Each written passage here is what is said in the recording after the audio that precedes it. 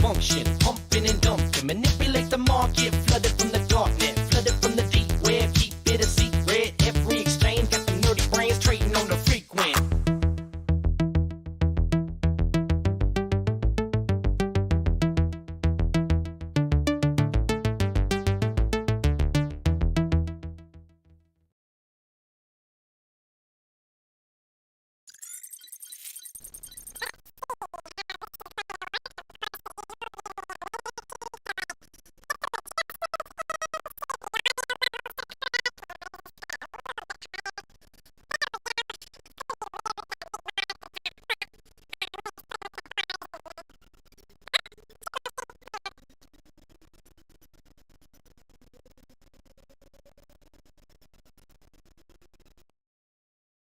Sorry about that. Okay, so this is the lower form of audio, but we're getting kind of adjusted to it.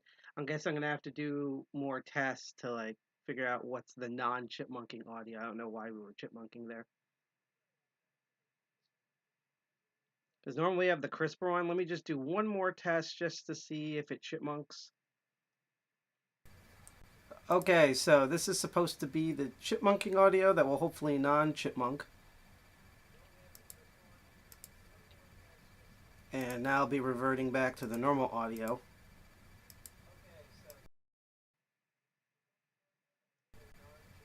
Okay, so I think we're not chipmunking anymore, so I'm not reverting back. But anyhow, hi everyone out there. Welcome to this live stream. I had a very crazy day yesterday, so I'm a little, which is kind of weird and funny considering the topic that we're going to be talking about today. Let's turn that volume down. So, without further ado, let's get right into this since I've already wasted half an hour. For those of you who don't know me, I'm Sidepocket. I'm one of the two co-founders of DCG 201, formerly known as DEF CON 201 or DC 201. We are like a computer hacker, not just computers, but just a hacker, tinkerer collective. We're very interested in technology and how it impacts people and working on projects and calling out things that are there. And we normally meet third Friday of every month. In fact, as I'm going to announce tomorrow, if everything goes as planned, this upcoming Friday on the 18th will be our 5-year anniversary, and we're going to go back to hybrid meetings, meaning while about an hour or so of it will be live streamed, we're going to call people to come out in person with obvious safety precautions because we're still in a pandemic that's turning into an epidemic. And there'll be some exclusive stuff in person that you definitely don't want to miss out about. Now, I will say that normally this is the website that you go to in order to check us out. However, we are currently doing some overhaul adjustments to said website because we're just updating some things, so all the certificate stuff is kind of going crazy. So in the meantime, until our website becomes normal again, which will hopefully be by the end of tomorrow, you can go to our blog, which I'm going to type in chat. That's our blog. It's on Medium. We also have if you click on any of the links in that blog, we also have a write ads version, which also means you can see this on tour. And that's kind of our website there. We're also on many different types of social media. We are, my brain just died. We're on DEFCON 201 NJ on Twitter. We are DEFCON 201 on everything else: Instagram, GitHub, Mastodon, the HostDucks. The Mastodon instance of HostDucks.social. Man, I can't speak today, which is going to be a problem this episode. If you want a list of all of those, as well as our live streaming platforms and such, we have our link tree right in the chat in there. Also, again, I'm still trying to figure out, just because I haven't had a lot of time on what's going on with the diode zone stuff. It's been a weird login issue for the past couple of weeks. But if you are watching us on Facebook chat, here's the link where you can log in to talk with us on chat. Otherwise, I appreciate that if you like the content that you're going to see today, that you subscribe and follow us completely for free on Twitch, D Live, and YouTube. If particularly on YouTube, make sure you hit that bell and turn on all notifications, because YouTube is such a shittily program platform. And what was I getting to before? So yeah, on Friday the 18th, if I remember correctly, let me just double check that. On the 18th will be our hybrid meetup. You can come out in person. If you can't make it, we'll stream a couple of things online, but there's definitely things in person that I can't wait for. So if you are in the New Jersey area, hence the 201, that's our area code, New Jersey, and you're able to make it out to Jersey City, we're on the PATH train primarily. There's also buses that get there. It's very easy to get there. The venue that we're going to be at is completely wheelchair accessible. We're going to start promoting tomorrow. That's going to be really exciting. We also have a couple of exciting live streams, particularly since we are going to be doing a fundraising campaign all month. However, I was unable to set up in time today. It'll be ready tomorrow. And then we're going to take a hiatus on fundraising in April, and we're going to turn in May for a very specific reason. You'll be able to tell when you see the live stream. So, in addition to us meeting up third Friday of the month and having our online web presence, ever since the pandemic, we've been live streaming this stuff.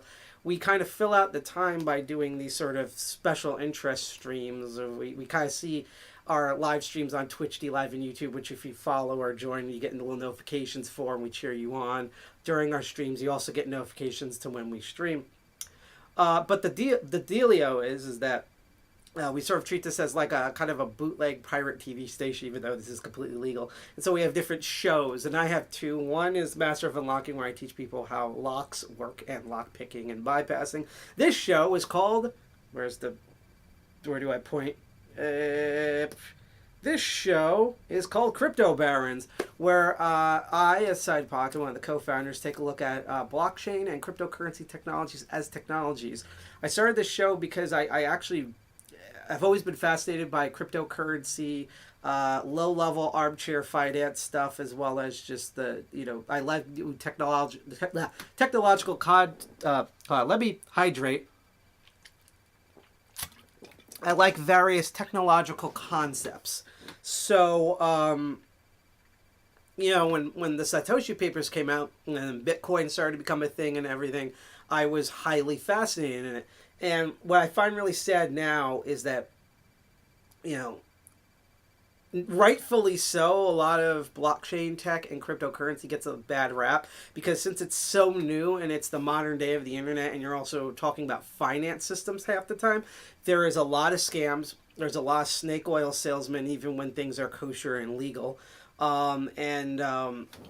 And so there's just been so much negativity around it, rightfully so, such as the way a lot of NFTs are stealing people's artwork to, again, all the cryptocurrency pump and dump scams, and all these people who want, instead of trying to advance the technology for the betterment of humankind, just simply want to be Elon Musk and Jeff Bezos, and basically want to be old money with new money. And that's not what this show is about. What this show is about is actually looking at the technology behind all these different cryptocurrency and blockchain systems, such as the code it's made out of, the wallets, what type of test nets, what type of protocols and cryptographic stuff are they using, trying these things out, usually failing to get them wrong, but trying them out, things like that. And this episode's kind of timely because I actually found this whole thing back in December, and I was like, oh, cool. I should cover that early next year, and then the whole Russian-Ukrainian conflict happened. This is probably where it's like, ooh, I might get demonetized, but we don't accept. There's no payments out of this, so fuck that. But yeah, basically, no matter what its forms, DCG 201 overall, we do not accept any like major entity bullying and being tyrannical against another entity that's just existing. So obviously, we are very much against a very totalitarian Kremlin government sending its own people out to kill other people from a neighboring country that hasn't declared war or caused like a terrorist attack directly to it. Never mind all of the Russians who are currently protesting this war who have been arrested and detained. It's like in the thousands, including like old ladies and children. There's literally a video that I found recently where apparently the police, I'm trying to think of what their major city's called. The Moscow police are actively stopping people when they see people on their handheld devices, on their smartphones, and you have to show them what you're doing on your smartphone, like your social media and your communications, or they just beat the shit out of you and arrest you. And if that's, I don't understand anyone who would ever cheer for any country, whether it's Russia, United States, Ukraine, anyone that does that, because you always see these people who are like, oh, 1984 and hyperbole, but then 1984 happens and they don't want to do anything. So before we get into today's episode, which I will detail in a moment, I do want to quickly point out the bar above me. Like I said, starting tomorrow, we're going to announce what sort of charity, and yes, it'll be related to the Ukraine conflict to help out the normal civilians that have had their homes bombed and been shot at and had to relocate and everything. It's going to be one of those, and there's so many ways to donate and help. But we are going to be officially fundraising for that. Supposed to start with this stream, but I couldn't make it in time. So, but this is the Crypto Baron stream. So we're mainly focusing on cryptocurrency. So even when we do that charity stuff throughout this month and early into next month, I'm going to be highlighting all of the crypto ways that you can help out, Russian citizens and Ukrainian citizens and just everyone who's been horribly affected by Putin's terrible totalitarian mass murdering decision.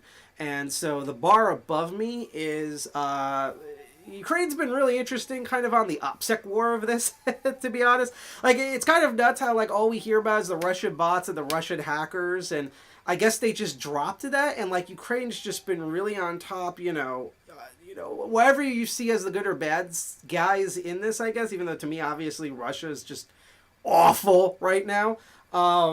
Ukraine's been really playing like the internet game really well. Like, they've drummed up so much support by just being, really human and like retweeting memes and just throwing themselves out there. And one of the things that they did was their official government opened up a bunch of cryptocurrency wallets that you can donate to. So if you're into cryptocurrency, if you have a bunch sitting around, you're like, man, I've always wanted to do something cool with it. Above me are the official, and you can check this. Like, you can go to Ukraine's Twitter and the official Ukrainian Twitter and check this. These are the official web wallets. They're right now accepting Bitcoin, Ethereum, and USDT, aka anything that's ERC20 based, and Polkadot, as I currently have been able to find it. So if you're wondering what those things are above me, if you send Bitcoin, Ethereum, or Polkadot dots to any of these wallet addresses that are listed above, that will go for the Ukrainian war effort to help for the relief of their citizens, and this is from the official Ukrainian government. So the next 2 or 3 crypto barons, you're going to be seeing this banner above me, just so you know to donate to. I will say in future episodes, I had to throw this up really quick. Not only will I come up with a more elegant solution than just giant bar on the top of my head, but for a while now, we've been wanting to put, because we do have cryptocurrency wallets at DCG 201 that are for public funding as we work towards being like a more legitimate organization where we plan on, and some of the stuff I'm going to talk about By the way, that was just me doing this. That's not like a weird hand signal. My hands have a mind of their own, so just don't read into. I'm waiting for like conspiracy theories of like is side pocket secretly right wing when it's like so obvious from the truth. I've literally punched Nazis, like like actual neo Nazis. But anyhow, what was I getting to? We do have cryptocurrency wallets that we can and have accepted donations on, and I've been meaning to make a little widget that will constantly cycle through them at the bottom of the screen somewhere. We're also going to have a completely new UI by the time our 5-year anniversary shows up for our live streams, by the way, just to let you all know. So this is probably going to be one of, if not the last episode that you're going to see of this UI. UI meaning like the display that we have for the live stream, like the whole website at the bottom, and you are watching DCG 201 like that is going to be a completely new professional system. I think you're going to really like it because it's a very stupid old school hacker theme, so I think you'll all like it. It'll be a lot more lively and animated. We're going to look a lot more professional. It's really cool. But so I was going to do that whole thing where it spins through our cryptocurrency wallet. So if you wanted to donate like Bitcoin, Litecoin, was it Ethereum, Monero, all sorts of different cryptocurrencies that are widely popular, Dogecoin and stuff, we would have those wallets. I would make a separate one just for these above. So just probably by the next Crypto Barons episode, instead of this big black bar, you'll have the same URLs, but a similar rotation system so you can donate to stuff. That being said, I'm going to tell you what our current episode is going to be about. Why is my nose always acts up during live streams? I don't know why. Like, my nose is completely fine. I have no issues. I might blow my nose once or twice a day just because I work outside for my day job. And then, like, as soon as I live stream, just my nose, everything wants to fall out of it. Gold bricks and garbage bags and Jimmy Hoffa's corpse and everything. I don't know what's going on there. But anyway, also, real quick, if you see this little guy pop up, that's the Incent reward. If you go to, I believe it is getincent.com, you can get the Incent cryptocurrency wallet. Basically, you type that code in and you scan the QR code with that wallet. It's not a scam. We've looked into this. It's not a scam. It's actually really neat. Get a little bit of a cryptocurrency called Incent, and then you can trade that cryptocurrency for any of the other cryptocurrencies. And if you really want to, you could trade it for one of the big ones and then turn that into fiat. So it's just a cool way to earn cryptocurrency and just finances in general, just money, while watching our stream. It's kind of a reward for you. So it's, get.incent.com. So that's what that is above me. But anyhow, so this theme, as I said, I'm sorry I keep going everywhere. This is kind of a casual stream. I found this whole topic back in December. I figured I'd cover early next year, and originally I was going to way more prepare for it. It was going to be really fun. I was going to wear one of those like hats with the flaps on them and have like Russian vodka and speak in, accent, Eastern European. Why do you not have squirrel in pants? That sort of, I'm terrible at it, but I thought I would do that. And it would be a fun episode. And then Putin decides that, he wants to just recreate the Tsar Empire that his ancestors overthrew. He was part of the KGB. They overthrew them. Now he wants to be them again. Whatever. So tragedy, right? So I was originally going to put out a vote because we have so many topics for Crypto Barons that I was actually going to have everyone vote what the next episode was. But when this conflict happened, I'm like, you know what? I'm just going to get this out of the way. We're just going to cover this topic. I might revisit it later at some point just as like a goof, but I figured we'd get this out now. And then the next Crypto Barons, all of you can vote for what we do in what order, which will be kind of neat. So what today's topic is that I had no idea about this. So, we're very familiar with like Western, not even American, but like Western-based cryptographic standards. We have PGP and GPG, MLD5, DNS. It's always DNS. Various certificates. Which, by the way, Russia now has its own certificate system to kind of skirt around getting banned. Although that also allows them to track your web shit better. So, what was I getting to? Because Russia is the American-sized country for Eastern Europe, and hi there, SCJ, GPG, I might get commits. Yeah, it's still being used. I think it's being like abandoned and depreciated a lot due to a bunch of stuff that probably N Commander could probably detail more, because I know he has like a giant knife for PGP and GPG. I still have mine just in case people want to talk to me using that, but, you know, that's been going by the wayside a bit. But Russia and Eastern Europe has its own cryptographic standards. It's called GOST, G-O-S-T. And apparently, years ago, a group of people who actually have more Western connections than you think decided to make an entire cryptocurrency with the actual crypto part, the cryptographic part, being this GOS cipher standard rather than, you know, the other, you know, SHA type of Western or Western that became globalized, because that's what we're really saying when we mean Western. It's, you know, it's kind of like how pizza's Italian, but pizza is so everywhere and every culture eats it that it's just basically global food now with Italian origins. Like that's what, you know, so instead of SHA, they're using this GOST cipher-based system. So I thought this would be a cool way to talk about a weird cryptocurrency that we might try to run some code on if we can, just because there's some weird network stuff that might kill the stream. But I thought this would be a nice way. Basically, one of the things real quick I try to do with the show is I kind of use crypto barons and sometimes even master of unlocking as like a weird gateway drug to the rest of hacking. So like one of my hopes of crypto barons was that people would see, oh, cryptocurrency, especially if it's a hot topic like Polkadot or Holochain, which I'm not going to get into because, yes, I do actually have a thing where I'm going to go on air and talk about what happened with that, as well as like my defense into that whole episode. But we're not dealing with it this episode because I'm sorry, weird Holochain people, not the people who created Holochain. They've been awesome. The weird fandom that's like somehow worse than the Sonic the Hedgehog fandom. I don't know how the hell that happened. But I will be addressing you folks on a future live stream of Crypto Barons. The only reason why we're not doing it this episode is because there's a fucking war going on, and I'd rather get people to donate crypto in a legitimate way and fiat money to help out all of the people who've been stranded and shot and beaten during this whole conflict than to argue with you guys about why Holochain should lick your butthole and stuff like that. So that's why I'm not covering it this episode. Probably the next episode I'm going to introduce the whole Holochain in, but this one, this is for the people of Ukraine. This is for all of the Russians who are protesting this. So sit down, Holochain people, and wait your turn. Okay? You got that? Good. And by the way, again, this is me saying I'm old enough from like the 90s that this means just, okay, we got this. This is not a weird... I hate that. I'm afraid one day that like somehow neo-Nazis are gonna like make it so it's like if you shake someone's hand when you say hello, that like means like something where you want to bring Himmler back or something. Or it's like, stop freaking making it racist to breathe.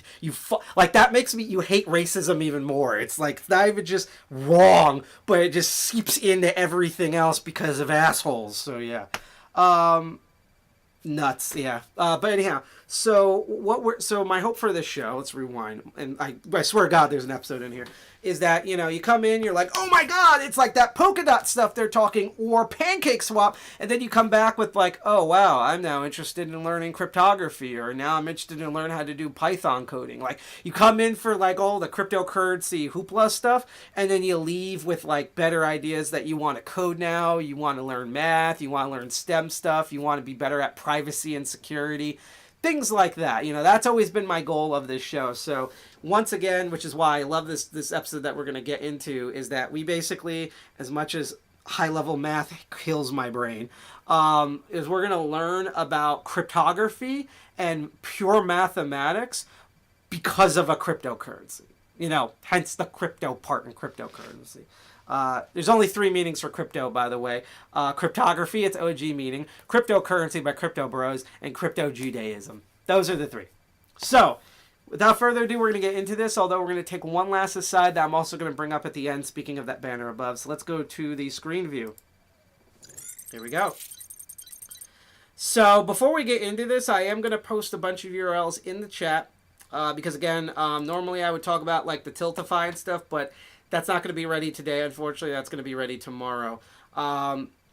If you hate this conflict as much as I do, if you are horrified of Putin essentially trying to. I have no idea what is it with Russia of them having the most amazing people and some of the most like fascinating in-depth culture stuff and some brilliant ass hackers, scientists, and engineers, with the trade-off of they're just going to have the worst rulers no matter what form of government they have. So if you really hate that Putin has sent his people to die to kill other innocent people, if you want to do something about it, there's so many great resources we actually posted on our blog about all the all the different all the different ways you can share and donate. But if you have cryptocurrency and you want to help, well, one, there's official crypto wallets, as I said, Bitcoin, Ethereum, and DOT right above me. Those are those URLs. So from the official one, if you don't believe me, you can go to the official Ukrainian Twitter. They might even have it on their website, and you can double check those URLs, because if I post a URL, I'm hoping you guys, like, even if you trust me and the DCG 201 live streams or any of our other members, I will never get mad for anyone being skeptical and wanting to double check. So I encourage, if you ever see a wallet URL, don't take our word for it. I'm literally telling you where you can go to research so that you can verify that these are the actual addresses. But here's some other quick resources, and we also put them in our guide for cryptocurrency. The first one is the Giving Block, which we covered in our last episode of 2021 of Crypto Barons in December. They are an amazing, honestly, they're probably the best thing that has ever come out of cryptocurrency ever. Fuck NFTs, fuck, blockchain and peer-to-peer wallet exchange and proof of stake and all that bullshit. Giving Block, to me, should be what cryptocurrency's legacy is, which is they're an organization that links up to other legit existing fiat charities, so you can donate multiple forms of cryptocurrency, no matter how big or small, both in amount and popularity, to these charities. They're just amazing. And so naturally, as soon as this happened, they made a page where you can donate cryptocurrency to their Ukrainian emergency relief fund here. You can pick which charity that you want to put in. Let's see, they have Bitcoin, Ethereum as buttons. They also have a bunch of other options here. They have a ton. They have AMP, which we've covered out a previous episode. The BAT tokens, if you're still using Brave Browser for some reason. Bitcoin Cash. Let's see, they have Curve, which we plan on covering a future episode. DAI, Dogecoin. They just have a ton of options here that will go directly to the Ukrainian Relief Fund. So you need to go to work. Good night. Again, this is recorded, so when you wake up after you survive work tomorrow, because I have work tomorrow too, you can watch this on the recording. But thank you for coming and chat. And also, if you have any questions about what we're talking about, or you want to argue with me, or in a non-stupid way, you want to say something cool or ask about my crazy hair, I love an active chat. Please talk to me in chat. I love all of you. You've all been awesome to chat with chat, unless you're a spam bot, which we've had to get rid of. Watch, I say that, and I'm going to get one right now. If you want to sit here and learn about like the ciphers and stuff we talk, you don't want to interact, I love you guys. I love you folks too. I love all you, hash blocks out there. Just keep lurking and keep learning. But anyhow, I'm going to post these URLs. So the URL that I'm first putting in chat, this is for the Giving Block for the Ukrainian Relief Fund. Let's see here. If you are in the Uniswap ecosystem, the Uniswap people have also opened their own swap page, so you can donate directly to the Ukrainian effort. Now, okay, so this one I have to actually do a CAPTCHA for, which is kind of funny. I believe it's, no. Each image containing a vertical river. That was a little confusing. And now they're going to make me do it again, because I am not a robot. Well, I actually am a robot. It's just, this is very, I just play one on TV. Unchained.fund is a website where, which is having a long time loading now, where a bunch of major people in cryptocurrency have come together in order to make one donation page for it. And BitAds has also made a page. They actually have their own second. One day I'm going to cover Binance or Binance or however you call it. I guess it's Binance.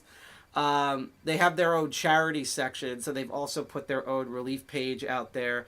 Lots of money so far, but there's still more to go for their end goal here. So I'm also going to post a link to that.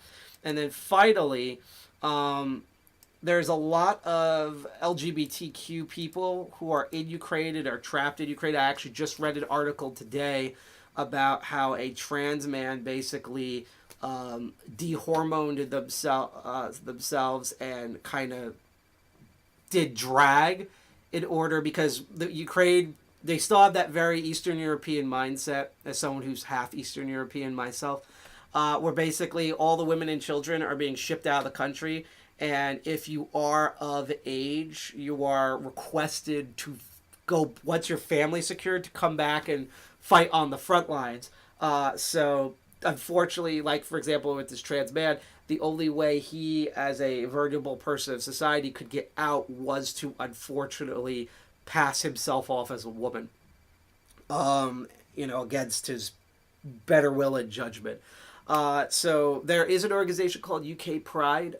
They are currently helping people getting out of Ukraine, sending supports to them and their loved ones, things like that. And they have their own Bitcoin and Ethereum wallets. So I just posted those in chat. I couldn't fit them. Otherwise, I put them in the banner above. But in chat, I have posted the Bitcoin Ethereum wallet. And again, you can go to Ukraine Pride. And they mainly have an Instagram page. And you can re-verify that those are the actual wallets there. Okay, so now that we have that out of the way, let's get to the Ruski side of things. And let's learn Russian encryption. What the hell is that? And why anyone, which I think is even more fascinating, would ever want to make a cryptocurrency out of it. So, actually, let me go to the cryptocurrency page first. This is GOSTCoin. I literally found this out because there is a... I was re-implementing I2P on a new laptop, and I was literally I was testing out an I2P search engine, and I saw this GOSTCoin in the search engine because I was just searching like various cryptocurrency topics, and I'm like, what the fuck is this? And I clicked on it, and at first I thought like I was being hacked. This is this page. And it turns out this is a legit thing. And I was reading about it. So, GOSTCoin is using the GOST cryptographic standard R34.10 and R34.11 2012 version of the block cipher and hash cryptocurrency coins. It says here, GOSTCoin is a digital currency based on blockchain technology. It allows instant payments worldwide with a focus on privacy and security of its users. GOSTCoin uses Russian government standard cryptography, the R3410 for signature and the R3411 for the hash.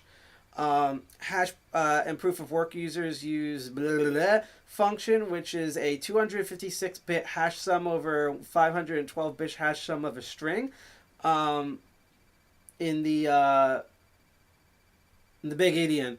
For signatures, they use the R3410 2012 algorithm with Crypto Pro Extra. Parameters set over the hash specified above. And another unique thing about this, as it's kind of listed here, is it has I2P support. What is I2P? We haven't really covered this much on this particular show. We've covered a lot of the Tor network. For a while, and I guess maybe it's on a bit of a rebound now, especially considering current events, I2P used to be like, those were the two that fought each other. You had Tor and I2P were the big dog darknet, cryptographic browsing the web networks. And then I would say you had like ZeroNet underneath it. Used to be Freenet, but that fell off the face of the earth, and then a bunch of splitters. And now what I would say is that the four big ones now, the three big ones now are Tor, basically be Tor and Loki, with I2P at a close second, because I2P just kind of stagnated for a while. I2P, it stands for the Invisible Internet Project, and it's a entirely encrypted private network layer. So we talked about Tor before with onion routing. This uses a version of that. It's kind of its own unique version, which is technically called garlic routing. I'm not going to go into too much into it right now, but basically, not only unlike Tor, you can't really browse the web through it, but what you can do, similar to Tor, is how Tors have .onions, and those are direct onion sites on the network. It doesn't go to ClearNet anything. Well, you have .I2P websites, which offer the same thing, except according to the I2P project, this is much more comprehensive and way more secure than what usually Tor provides, especially since I don't think, with the way this works, I don't think anyone is like running their own nodes. The nodes just kind of exist based on like a per network basis. It's pretty nuts. The reason why we're going to try not to run I2P on this is because despite having a monster computer for streaming, this does take a lot of resources, and in particular takes up a lot of resources on the internet side of things, which means if we run it, the actual stream itself might go kaput. So that's kind of that right there. But that's what I2P is. Well, why is this important? Well, not only does this GOSTCoin use it, but if you look at we're going to look at it more later. If you look at the actual GitHub of GOSTCoin and you dig a bit further, it specifically tells you to run I2PD. And so you're probably wondering what the hell that might be. Well, if I can find it here, I2PD is a daemon. So, for example, on I2P itself, if I remember correctly, the OG version of I2P, the one that's right here that you download off of the website, is done in Java. So you can see there's Windows, Mac, but like if you want like an independent, the source package, it's entirely, that's that dreaded Java logo, the one that oh fuck, nothing's going to run properly and I'm going to have to re-edit the entire code for it. That's where you get that from. So that's written in Java. Well, I2PD is the same daemon, but it's completely rewritten in C++. The D stands for daemon. I don't know why it's not called I2PC or I2PC++, but they call it I2PD for some reason. I guess because they really like the D, am I right? And I2PD, not surprisingly, is done by and maintained by some hackers that originate from Russia. In fact, this is the one of the pages of one of the guys. There's all his cryptocurrency stuff. You could donate to him. This is one of the main guys or the main guy from I2PD right here. You kind of see, we go to the original. Yeah, see, he primarily participates in I2P, programming, cryptography, and information security, and this is the main guy that does I2PD. So that's kind of fascinating there, and especially it's to note about I2P, and this is probably why I found this GOSTCoin in the first place, is that, okay, so because the Tor Foundation, Tor project people, really want, like, their whole goal was to particularly make sure that journalists would be able to use Tor. And so they had the brilliant idea. Basically, what Tor is really good at is they've Appleified, as I called it, Apple-ified their entire platform, which means that basically if you try to design something for journalists to use, you're designing it for everyone. And that's why Tor is really easy to run and set up. You just open the Tor browser, there it is. If you want to go a little crazy, you can Toric the whole thing with some simple command lines. A lot of browsers, including Brave browser, have Tor built in, so you don't even have to use the Tor browser, although if you have it running in the background, you can Tor into anything. To make it really simple for journalists, they have the Tails browser, which is a locked down Linux browser that basically only runs through Tor, and it's done that by default. So, whether you're just running a plug-and-play operating system, running a browser, they've made it really easy to use. I2P, not so much. They've dabbled and experimented in the past with having an instant browser thing. That's like the, what do you call that? The not the Achilles heel. That's sort of like the the final evolution form that all these private networks, these darknet network providers want you to go through. I2P is a lot more complicated. Basically, you have to install the thing, and I know in Linux, where I'm more used to, you use the command line and you run the daemon in the background. Once you do that, you then have to configure the browser that you're using to read I2P itself. There used to be some plugins for Chrome and Firefox that do that. They're a little wonky. The only one I've ever gotten to works is the Linux one for Firefox. Once I have the daemon running in the background, I can't just run the daemon. You're supposed to be able to click it on the browser and it runs, but that never works for me. I have to run it through the command line for that. Maybe it's an Ubuntu thing. I don't know. But that's sort of how it works. So you have to kind of know like command lines and installation and how to configure. While with Tor, you just load up the browser. Everything's pre-configured. And so I don't know what it is, particularly with I2P. Maybe it's because Tor is like there are Russian stuff on Tor, but like Tor is that it's like the old internet. It's like it's a lot of it's in English, but there's a lot of like Polish stuff, Japanese stuff, Middle Eastern, African, Western European stuff. Just it's very global. You can find a lot of things on Tor. At I2P, there's only two things. There's a bunch of English stuff, and there's a ton of Russian stuff. I don't know what it is about I2P that Russians and Russia particularly like. I don't know how popular it is on the Runet, which is Russia's kind of its own version of the internet that interfaces with our internet. It comes from the old Soviet era. Which, by the way, fascinating thing before we get into the cryptographic stuff.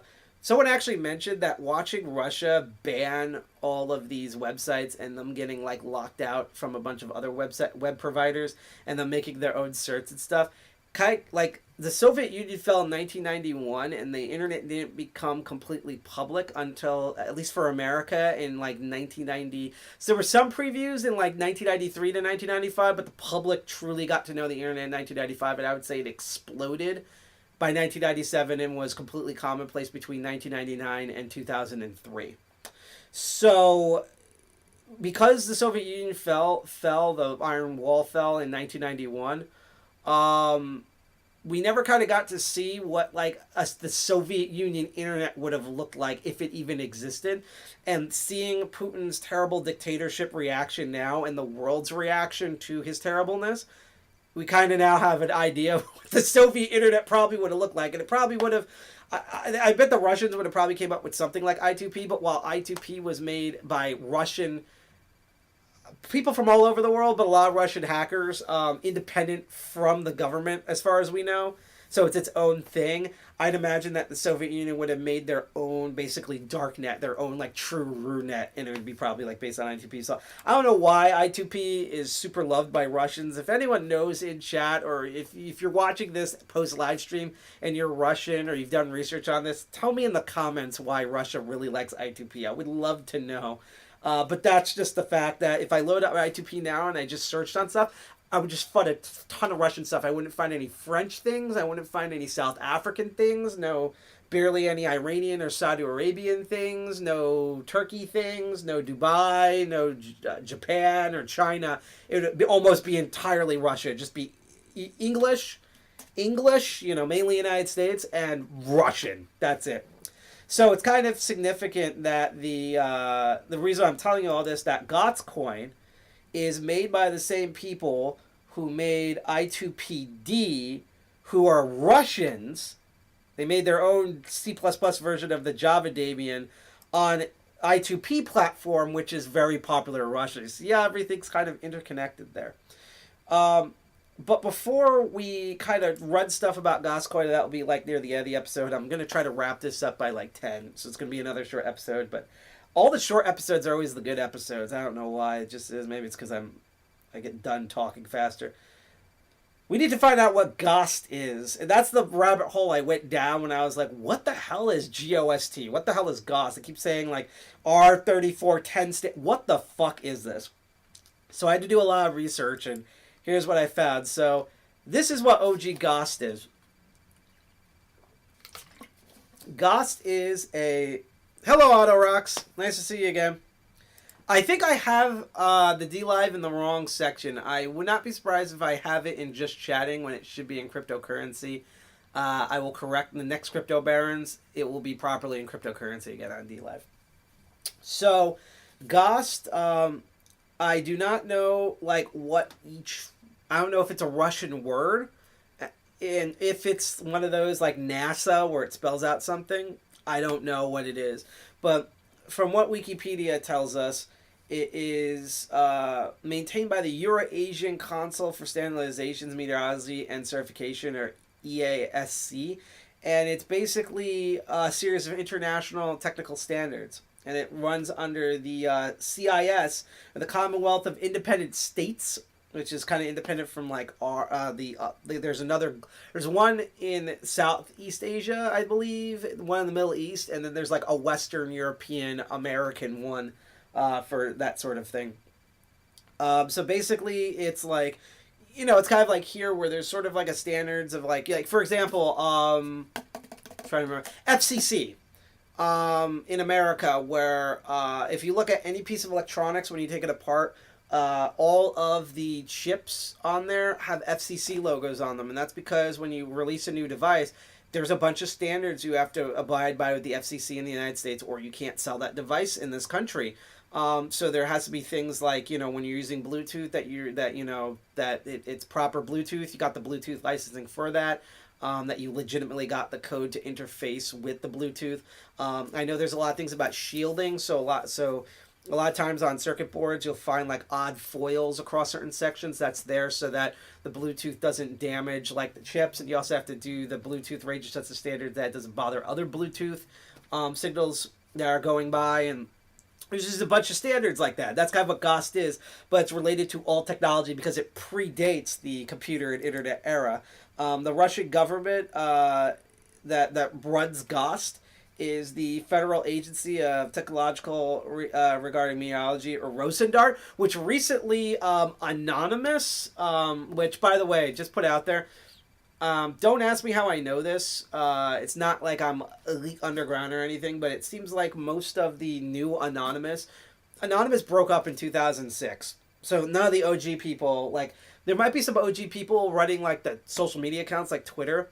This is not the same Anonymous that did Scientology. From what I understand is the current Anonymous that's hacking Russia are actually Russian, Ukrainian, and Eastern European groups that basically hate the fucking Russian Federation government, especially the Russian groups that have hated their own government for years.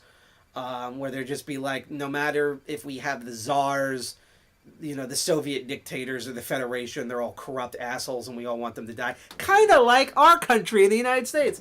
But basically they're fed up, and because they don't want to be known, especially since probably some of them were former state actors, they've gone under the U.S. Anonymous banner, and that's how they're operating. So just putting that out there. But Anonymous, aka these Russian protesters, recently hacked the Rosendart with the GOST.ru addresses.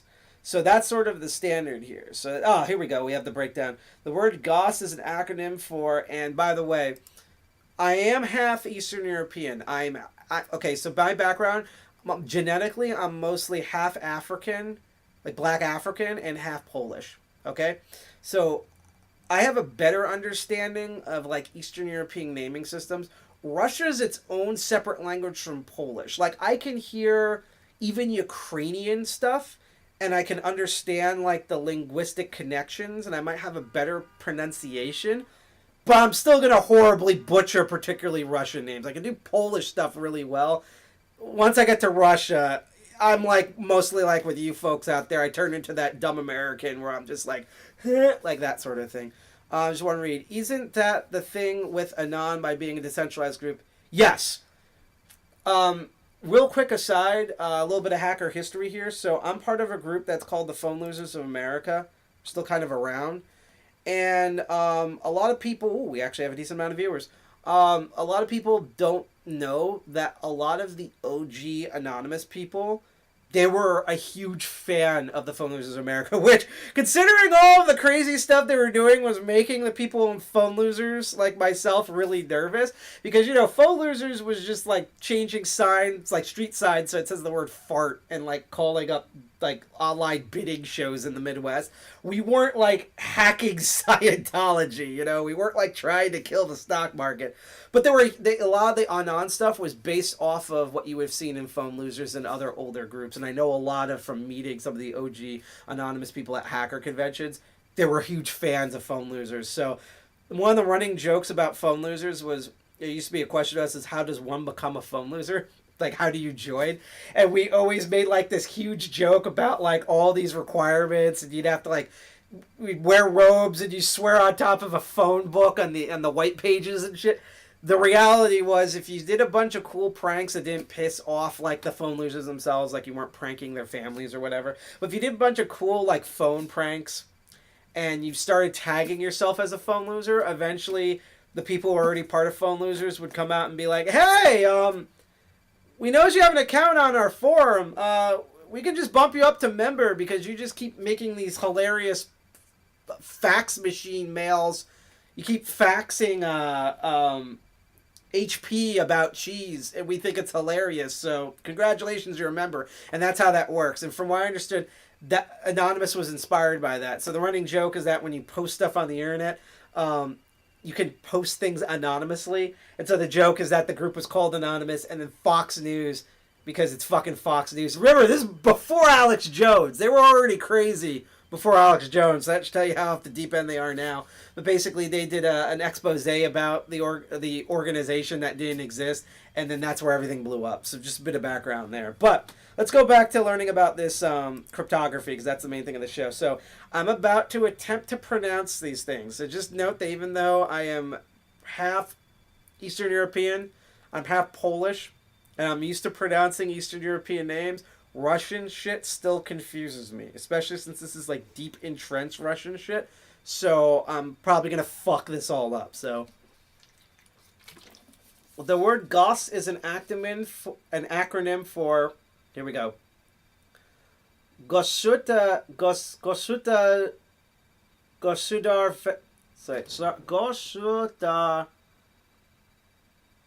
Frenzy? I think it's Gosudar Frenzy. Gosudar Frenzy? Standard. I know standard. Because I believe in Polish that's pronounced as standard. So standard. So Gosudar standard. Which, if you ungarble me pronouncing that, means state standard or government standard, apparently. Yes! Oh, God, Glenn Beck. Glenn, the old days. Glenn Beck, Bill O'Reilly. I'll tell you, I'm so old. How about this for age? I remember a hard copy. I'm having a birthday next month. I'll put it this way. I'm 34. I'm going to be 35 next month. In computer years, I'm dead. Which should tell you how people older than me feel. But anyhow, so it's basically, it means state standard or government, or by nature government standard. And so they basically took the first GOST in Cyrillic and made the acronym GOST. And we're going to just pronounce it GOST. And it was that system was first published in 1968.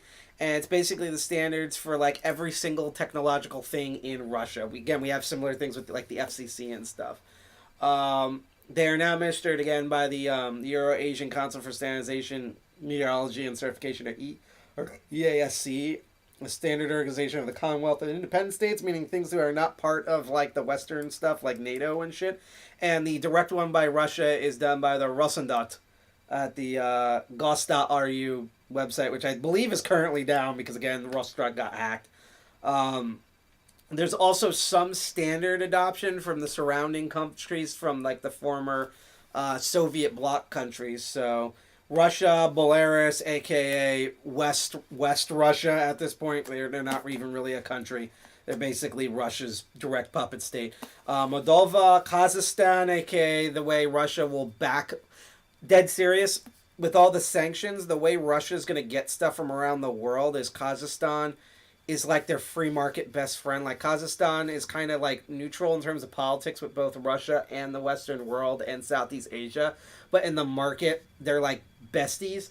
So basically, any product that goes to Kazakhstan will go into Russia. So like when Kazakhstan gets a bunch of iPhones, a section of that is going to be sent to Russia. That's how Russia's going to get around the sanctions. So just letting you know. Azerbaijan, Armenia, Kyrgyzstan, Uzbekistan, Tajikistan, Georgia, and Turkmenistan. Basically, everyone in the Soviet bloc stands for communism. That's my running joke. The Ukraine used to be a part of that. It was known as the DTSU standard, but they dropped that in 2015 when they became fully independent again, and they tried to have elections, which then the United States government meddled in, and then Russia used that as a pathetic excuse to invade a ton of other countries, just like they're doing now.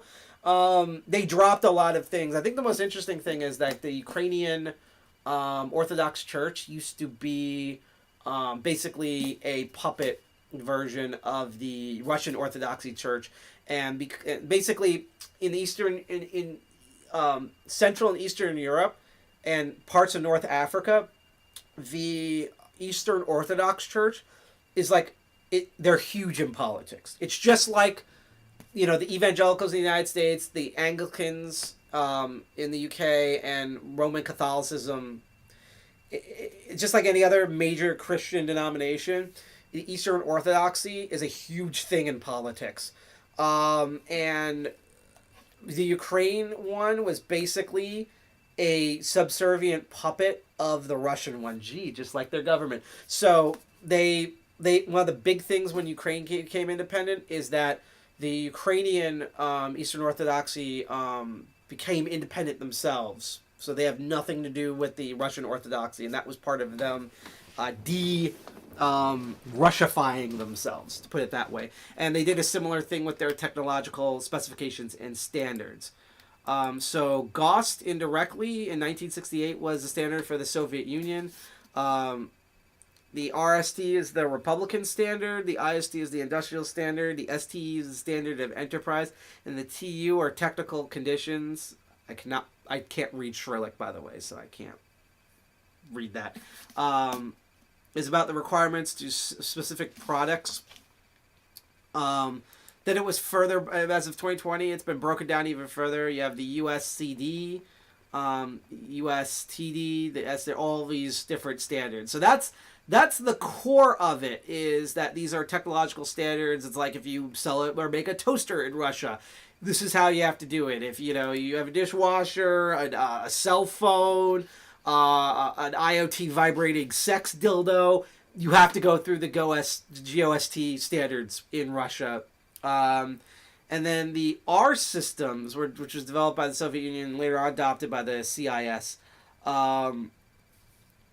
they are only valid within the Russian Federation. That's important because when we go back to GOSTCoin, it's specifically using the R standard or Russian standards for its cryptological stuff. So, like I said, there's a ton of certifications and standards that GOST runs under, but what GOSTCoin is particularly referring to, besides the direct Russian standards or the GOST R, is they're looking at two cryptographic standards here. So the first one, which is a lot of times shortened to just GOST, but its full actual thing is called the GOST block cipher. I'm going to learn this all with you, by the way. This is the confusing image that Wikipedia has in here for that, just to let you all know. But the actual, okay, so you know how we have SHA 1, 2, 3, cryptography goes through different versions, especially with different standards.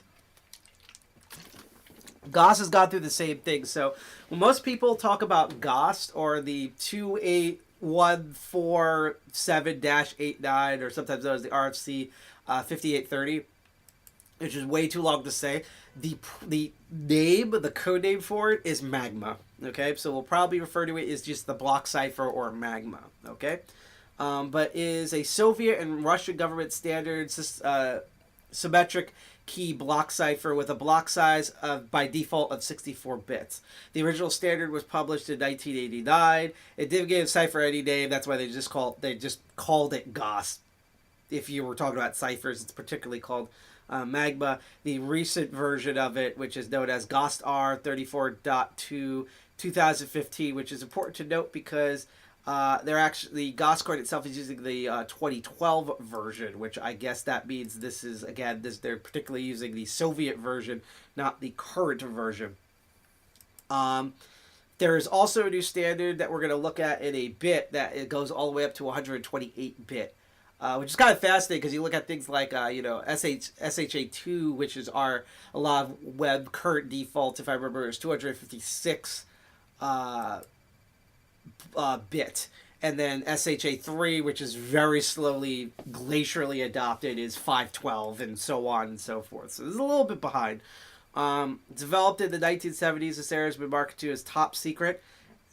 So originally it was only an internal thing in Russia. And then it was downgraded to secret in the 1990s. And then shortly after the USSR dissolved, it was declassified. It was released to the public in 1994. So even though they weren't Soviet anymore, they still had the terrible socialism that is known as open source. They open sourced it, basically. And GOST basically was a Soviet alternative to the United States standard algorithm, which is DES. And they're very similar, apparently, in structure. I'm going to read some things here, and then we're going to watch a very long video that we might skip around in that I found during FOSDEM, which we covered last month, which is a European open source, free and open source software community and convention that happens. And yes, we do know that the Free Software Foundation is doing, once again, their Libre Planet. No, we're not covering it. In fact, we're very tempted on making a blog post or some sort of public post explaining why we don't cover it and why we don't cover Free Software Foundation stuff anymore. I'll put it this way. We have conflicting opinions about Stallman. When I mean conflicting, it's that, like, I'll put it this way, personally, myself, weird dude, did some good things back then, weird dude, I don't think he's very relevant now. Just saying. So I'm not like, ugh, like Stallman, ew. I'm just like, yeah, he did some cool stuff back in the day. Don't really see him doing much now. Whatever. Like, that's my take. But we do not agree with how Free Software Foundation, as an organization, as they've outlined themselves, have handled their own policies, or basically the lack of it. It just, basically, we feel about Free Software Foundation kind of the way we feel about with FIFA. It's like, oh boy, they say they're doing one thing, and then you look at the stuff they're doing, and it's like, wait, what, huh? Didn't you say you didn't do this, so why are you doing this? It's like that sort of shit. So just point that out there while I'm talking about it. But that's why we're not covering it. We're not going to cover Libre Planet like we've done in the past. But yeah, so I'm gonna read bits about what this is, and then we're gonna watch a video that will go a bit more depth into it. And I don't know if we're gonna watch the whole video because it's like, I think it's like 30 minutes long, but I think it'll be a cool thing. So GOST has a 64-bit, the default one, block size limit, and a key length of 256 bits. I guess similar to SHA-2 to some degree. Its S boxes, or secret boxes, can be secret, and contain about 354 bits of secret information, so effective key size can be increased to technically 610 bits. And the thing about it, which we will go into a bit later, pun semi-intended, is that you can use attacks such as chosen key attacks and kind of get like a chunk of that sort of secret data. Is a Festrel network of 32 rounds, so a Festrel network, so it's basically GOST at its core is a Festrel cipher, which is named after a German physicist who came up with the whole system. It rounds functions, it's very simple, adds 32-bit subkey in, and it puts a layer of S boxes and then rotates each result by 11 bits. The results is the output round function. All the math sort of here, like here's an example of the Xbox, not Xbox, we're not talking about Microsoft's gaming system. Oh God, could you imagine? Well, first of all, there's the Xbox Series S, so I guess there is an S box out there, but like, I'm just imagining now a Soviet version of the Xbox. I know there was the Dendy for NES and Super NES with all their bootleg shit, and Nintendo of Russia is fucking awful. But yeah, so for example, the Central Bank of Russia uses like this type of S box. It's like 8 in there, and then the recent one just adds a bunch of new specifications in it. But don't take my word for it. We're now going to watch a video. I don't know if we're going to watch all 30 minutes. We might. But there was a 2000. No, I know where I live. Go back. A little bit. I love how I'm like reading Russian stuff, and then I like click somewhere by accident. It's like America. It's like those YouTube ads where you're trying to watch like Nintendo videos and Sony ads keep popping up because it's like, hey, we noticed you're looking at our competition. We're just gonna slide into your DMs here for advertising. And I just got country version of that. No, that was not a Freudian slip or anything. That just randomly happened. Guess we're in that phase of the internet cyber war right now. We're in a Cold War. We're in a Cold Warmish War Part 2, beginning of World War III, and a third cyber war. Yay! Or second cyber war. Yay! I guess. But what we're going to do now is there's an awesome talk on FOSDEM back in 2019 talking about all of this, and he can probably explain this way better than I can. So we're going to load up that video. We're going to watch at least most of it together. It's about like 25, 29 minutes long. And then we're going to go into the rest of what this is, and we're going to try to run some GOSTCoin code, because trust me, all of this math and shit's going to be relevant shortly. But here we go. Let's see what this awesome person at FOSDEM has to say and explain a lot of this math and stuff better than I can.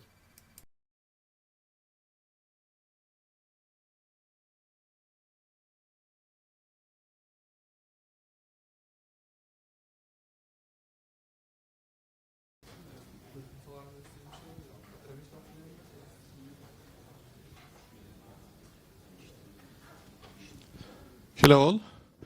Let's welcome Dmitry, who will present Russian crypto algorithms in the open source world. Love the accent there. Why do you not have straw and pants?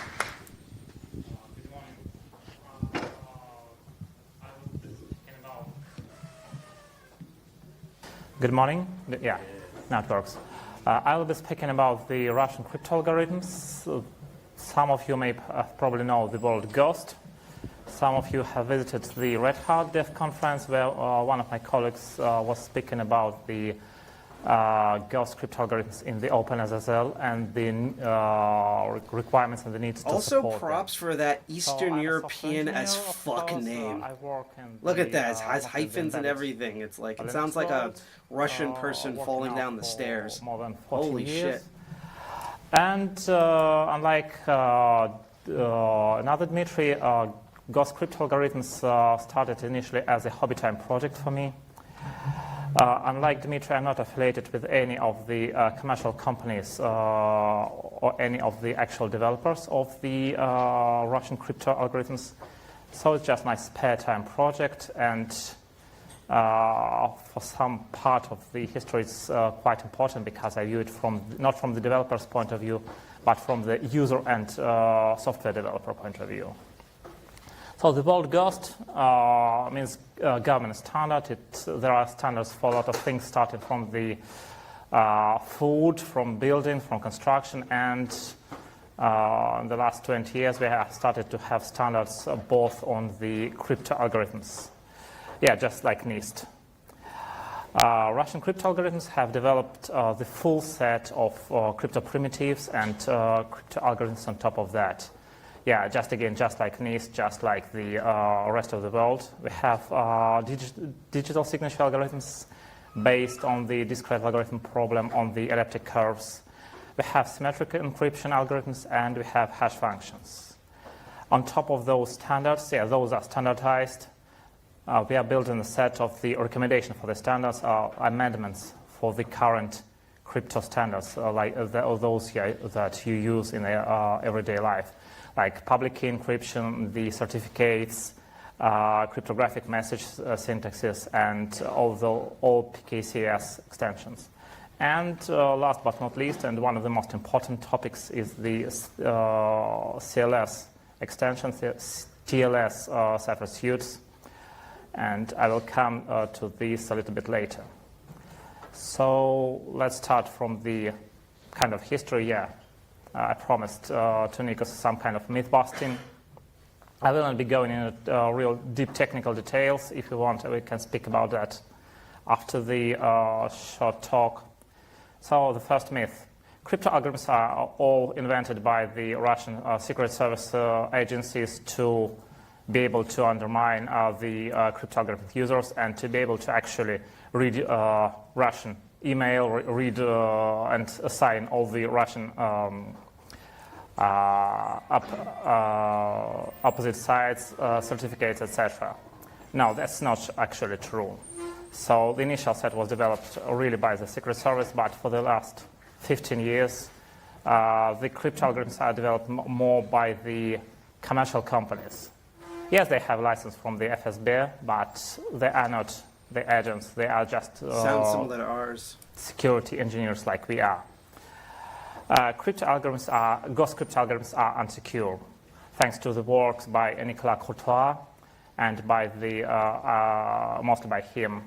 It's a common word in the AEC that okay, it's easy to break ghost crypto because once you have 2 power 64 ciphertext and plaintext pairs, you can get the key in 2 power 224 operations.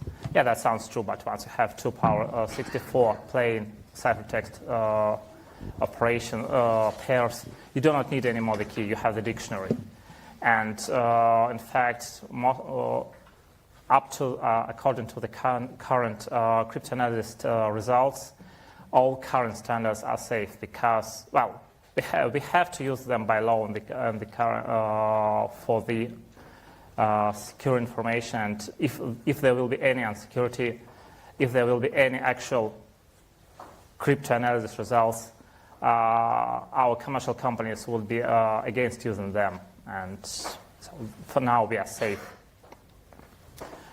And last, one of the most important myths that is brought regularly into the IETF meetings when another guy tries to write an RFC about the Russian, Chinese, Japanese, any other crypto standard. Okay, the rest of the world does not need the national crypto, national crypto standard. We already have AES, we have the SHA, so why do we need your crypto standard? Why do we need another SM primitive, GOST primitive, camellia seed, you name that? Well, first we need crypto agility. If we all live in the AES and SHA world, we lower the possibilities to actually create new things, to create diverse software that will support more than just AES and SHA. And if sometime in the future there will be an interesting cryptanalysis result for the AES, for the SHA, well, we will be doomed because the software will not be able to be updated. We have seen that several times when software was just using the SHA-1, and now with the advances in the generation of collisions for the SHA-1, though that software authors have started thinking, okay, how can we upgrade if we did not embed the actual property that is SHA-1? So crypto agility is important. Second, it's a full stack alternative. If you do not trust American standards, you can use this one. You can use them together. You can use any combination of the GOST and NIST standards, whatever you would like in your own software. Again, this is just another full set of primitives like the Chinese guys did, and they are bringing that to the OpenSSL and the rest of the crypto software.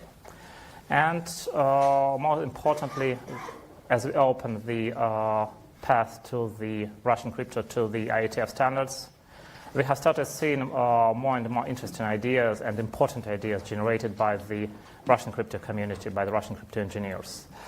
I would name several of them. One of the Rukain for the symmetric crypto, for the symmetric crypto encryption, for the symmetric keys. That means that once you use a predefined amount of the plain text, you should rekey, you should change your key in the unpredictable way, so that there is no possibility to have an actual dictionary attack, to have the twins attack on the plain and ciphertext amount that you have generated. The multilinear Galois mode, MGM, and all I'm naming are the current IETF drafts. The MGM is an alternative to GCM mode. It has the lower throughput compared to GCM, but it has more strong.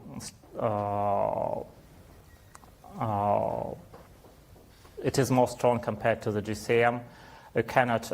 It uses the encryption both to actually encrypt the plain text and to generate the MAC value, and so it is not as susceptible to the possible attacks as the GCM is.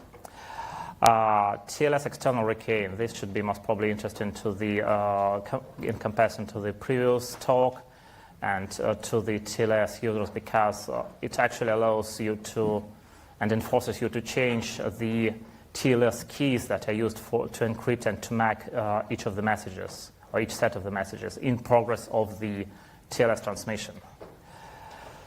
And the another one of the password-authenticated key exchange protocols, the CSP PA key.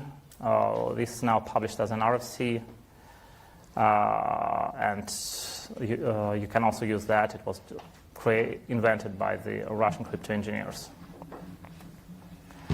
Okay, the OSS port. Why do we need it? Why do we want it? Why do we work in our spare time to provide the open source support for the GOST? It provides additional tests. It provides additional test cases and test situations. In the GNU TLS and the OpenSSL, for the OpenSSL it is quite important because GOST Crypto was initially created as the separate GOST engine, and Dmitry and Titus Wagner from the Crypto.com have faced a lot of the issues with the actual external engine support in the OpenSSL. GOST engine was and is used for quite some time as the main test case for the external engine support in the OpenSSL. GOST support provides us a way to replace commercial software. As I said, in Russia, it's mostly developed.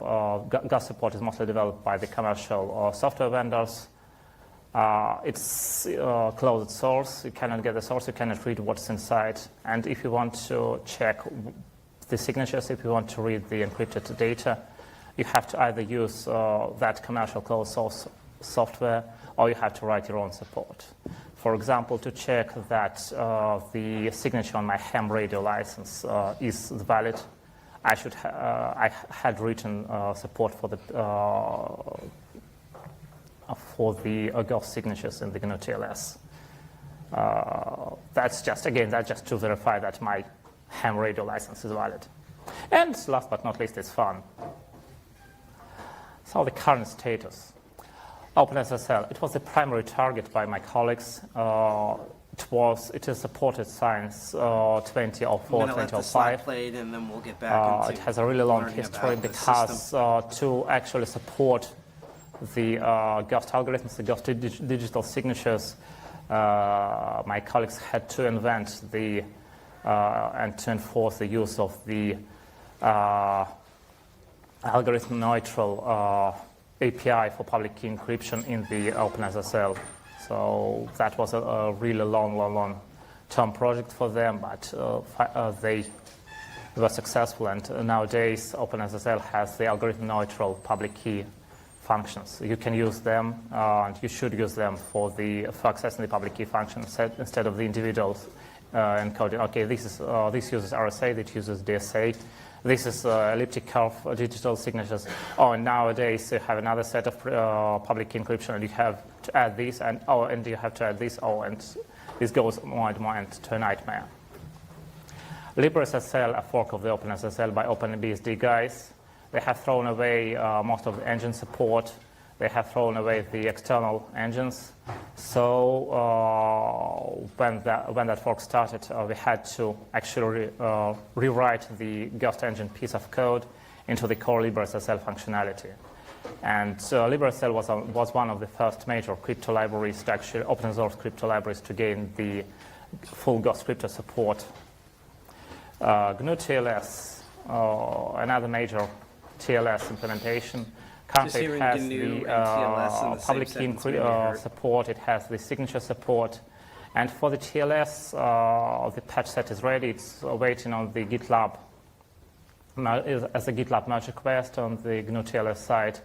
We are waiting for the IANA numbers to be assigned to the actual TLS cyber suits, so that we will not be just using the private numbers in the final open source software, but we'll be using the assigned numbers, and we will be using that as the main test suite to check, to cross-check the OpenSSL and GNU TLS support for that.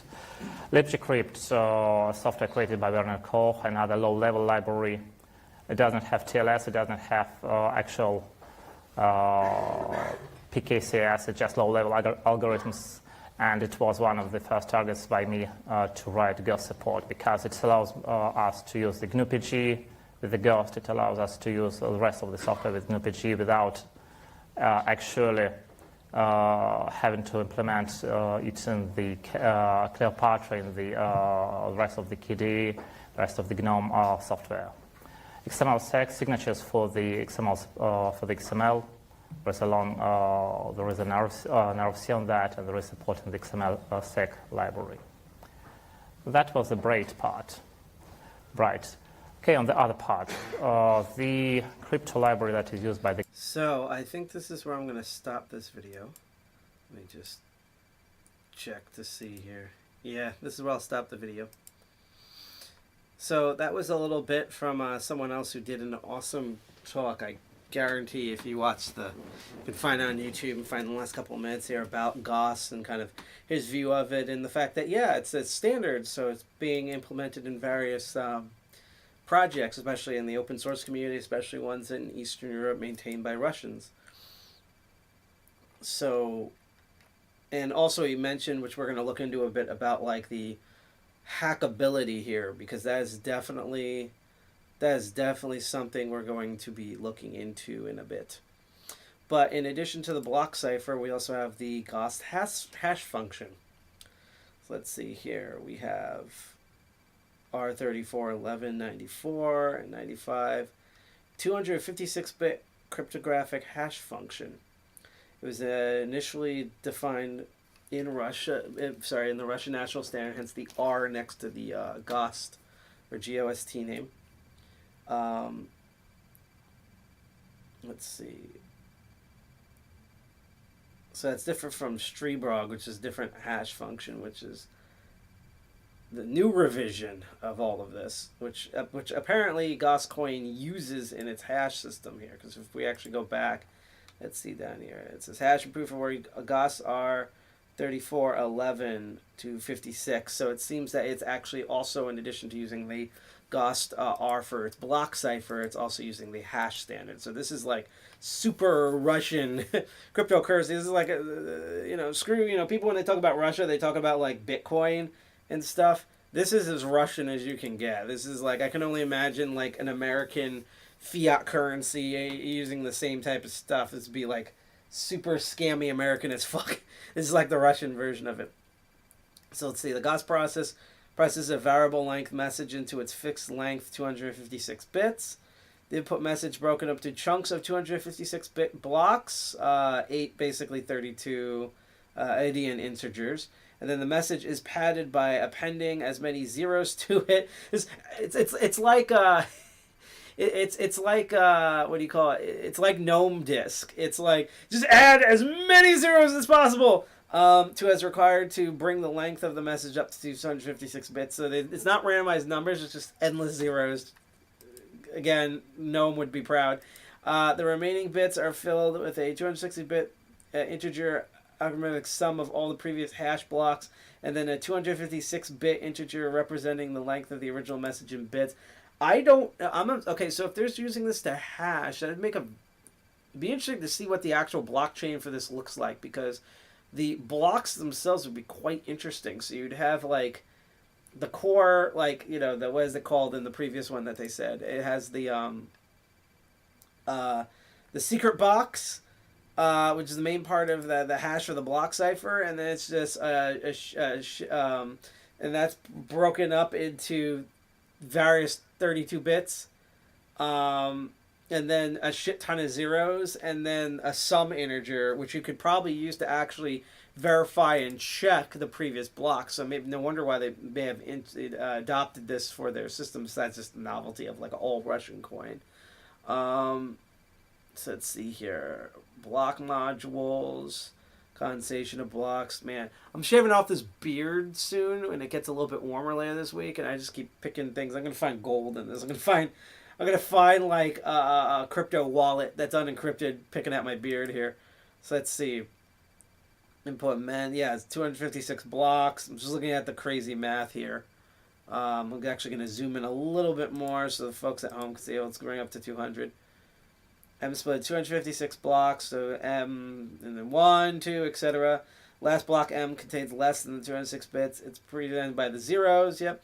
Each block is processed by step hash functions. The H out, H in.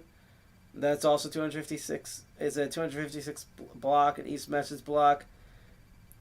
F to calculate its hash value. So F will equal H plus 1, which should equal both the H and the M in that series. So like if you had a hash function with M here, so you had H going into F, which then creates the M with that, and that creates that. And then you can use that to go into the next one, and the next one, and the next one. So you have as this initialization, then compression of the functions of its iterations, and then that of the final iteration, and that's the outputs of H. And then you have the step functions here. So let's see, it's generating keys K. So you're mapping them out into 2 blocks, which gives you the Ks, and then you shuffle that. So as I say here, you have 2 transformations of 256 blocks. And then there's constants. Pretty crazy math. This is partly why I was dreading this episode when I found it in December, because I saw all this math involved, and I'm like, I like math and I can do math for the most part. It's just oof. So to end cipher here, after the keys are generated, so this was all just all this step hash function here. This is just the key generation. So the HN is done using a different GOST standard, simple substitution keys. Okay, so it's using key substitution. And then the shuffle system. Doing the shuffle. Interesting shuffles. And initial values, which is the endless amount of zeros that were talked up earlier. And then you have... Oh, okay, cool. That's interesting. So there's actually special S boxes that are actual test parameters. So you can actually test your functions out if you're going to make any changes. Let's say the stepping function or the shuffling, using certain set aside S blocks that you can use to test before you implement your own secret box. That's kind of neat. And then there's like a pro version of it, because of course there is. So let's see. Hashes are typically represented as 64-bit digital hexadecimal. I turned into like a troll where it does like hexadecimals, hexadecimal numbers. So here's an example of a test parameter of the quick brown fox jumped over the lazy dog. So I guess it uses the D in that as its shuffle, and there's blah. And so even a small change will just completely change the entire hash number. So that's pretty powerful right there. So it's just not changing, it's not like there's no consistency. It's not like it's keeping parts and then changing others. It literally changes the goddamn number when you make any changes in the process. So that's pretty neat. And as they mentioned in that video to show how to advance, and this is also part of the episode title, you have the latest version of it, which is, and I'm going to try to pronounce, remember, I know Eastern European stuff. I will garble these names. Kuznechik,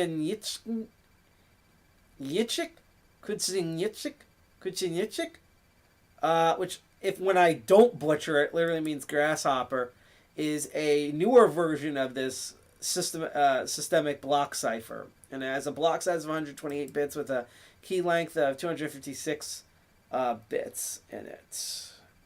So this is sort of the new version that, while I'm talking about it, as you can see when we go back to I'm just covering it just because I wanted to bring up that, like they said in the video, there are up-to-date later standards of this, but it seems that they're particularly covering the 2012 standards rather than the current standard for 2015 onwards. And so the old, what it's covering is magma, I guess, for that like old Soviet feel, even though it's technically not Soviet because it's with the internet.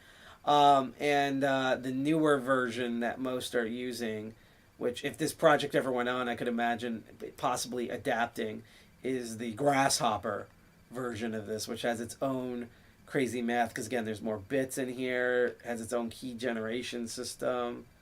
And what's interesting also here is that VeraCrypt, which is a fork of TrueCrypt, you can actually use it as a encryption standard for your VeraCrypt method. So that's kind of neat right there to know.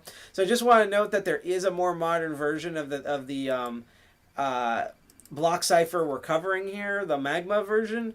There is a newer version that is called Kuznechik, aka Grasshopper. I'm just going to call it Grasshopper. But the GOSTCoin is not using that, so we're not going to do too much focus on it. Now, here's the part before we attempt to run some test code and then end this episode, which, by the way, for anyone watching here, thank you for watching it this far as I pick the weird side of my beard and cover hard to conceive math for this. If you are interested in what you have seen, you can hit like, share, and subscribe for completely free on Twitch, DLive, or YouTube. Those are our main platforms. We also stream, unfortunately, on Facebook. We have our own kind of portal through Tor you can access to watch us, and we are still trying to repair our diode zone instance, so stay tuned for that. As I'm going to cover in the end, we're also trying to support the Ukrainian war effort with just all of the citizens of all different type, whether they're white Ukrainians, black Ukrainians, LGBT people, Jewish people, I almost said Romney, oh boy, Romani people, South Asians, children, old people, disabled people in Ukraine, the Ukrainian people, as well as all the Russian people who are trying to protest this right now, being detained by their somehow even slightly more tyrannical government than our United States government. I don't know how they managed to do it, but, Putin did it. So congratulations, Putin. You're the new fucking czar that your original party tried to destroy. Good job, idiot. So that's why, if you notice, we have this whole thing over here. I hope I'm pointing in the right direction. 3 addresses for Bitcoin, Ethereum, and DOT in the Polkadot network. You can donate for those. Those are the official ones from the Ukrainian government. You can go to their Twitter and possibly the main Ukrainian government website to verify these addresses. But if you send Bitcoin, Ethereum, or DOT to their respective address, you will have helped out the various relief to feed and shelter all the Ukrainian people that have been displaced during this war. And they're definitely, even if they survive and win this whole invasion, they're going to have to rebuild their country because they're causing a ton of damage. I mean, fucking the Russian army has bombed fucking synagogues at this point, so holy shit with that. So I'm just pointing that out before we go into the rest of the stuff we're going to point out here. We're going to attempt to try to run some code. So the big question, which was brought up in that video, is that, again, the more modern version like Grasshopper has more modern standards, so it's a little harder to hack and decrypt. But the big question that everyone has always been asking is this actually secure? Are there any attacks with this? In fact, I found this Hacker News thread talking about the same sort of thing about, like, can you hack this? Can you intercept the plain text? Like, what sort of attacks and stuff you can do? In the official Wikipedia thing, you have a cryptanalysis of GOST, which shows that it's secure in a theoretical sense. So it's arguing the exact opposite that the speaker was talking about. Because the speaker was talking about is that there's a lot of like theoretical stuff of how this stuff's broken into, but no one's done any practical stuff. But remember, that was 2019. So things might have changed by then, but let's look at some attacks that people have done so far. So the overall issue, it seems, as they list here, is that the data, memory, and complexity of the best published attacks have reached a level of practical with time complexity is just still 2 when the 192 to the 2 power when 64 by the 2 data is available. So since 2007, there's been several attacks have been developed against the GOST implementation and the various key generation systems. In 2011, which I believe that's what the video speaker was was talking about. Several authors discovered more significant flaws in GOST, including being able to attack the 32-round GOST with arbitrary keys for the first time. It had even been called a deeply flawed cipher by Nicholas Cortez, which is, I'm sorry if I butchered your last name, Nicholas, but that was the person mentioned in the video. So again, conflicting information here. I said initial attacks were able to reproduce time complexity here for 256 to 228 with the cost of huge memory requirements, and soon they were improved up to 178 time complexity. So there's various, you can do the attacks for the key generation. You can do, what was the other type of attack here that I remember thinking about? Chosen key attacks for this cryptographical standard, and apparently they work. In 2012, Garwinski and Song improved the attacks by GOST by computing only 101 to the 2 GOST rounds. So that's another form of that. And in fact, I actually have, if I can find them here, PDFs, particularly talking about these sort of attacks. So this is the PDF of security evaluation of the GOST standard and international standardization. This is by Nicholas. It says GOST blah blah blah is a well-known 256-bit block cipher. Let me zoom in a little bit more. Which has a, let me just move this over. There we go. Plausible alternative for AES 256, which probably more people are familiar with, and triple DES, which, however, has a much lower implementation cost. GOST is implemented in standard crypto libraries such as OpenSSL and Crypto++, is increasingly popular and used also outside its country of origin on the internet. In 2010, GOST was submitted to the ISO to become a worldwide industrial encryption standard. See the Veracrypt you can select it for.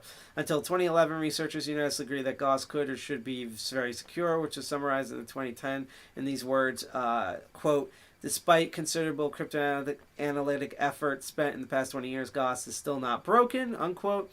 Unhappily, it was recently discovered that, this is the 2011 paper I was talking about, GOST can be broken into and is a deeply flawed cipher. This is a very considerable amount of recent not yet published work on cryptoanalysis of GOST known to us.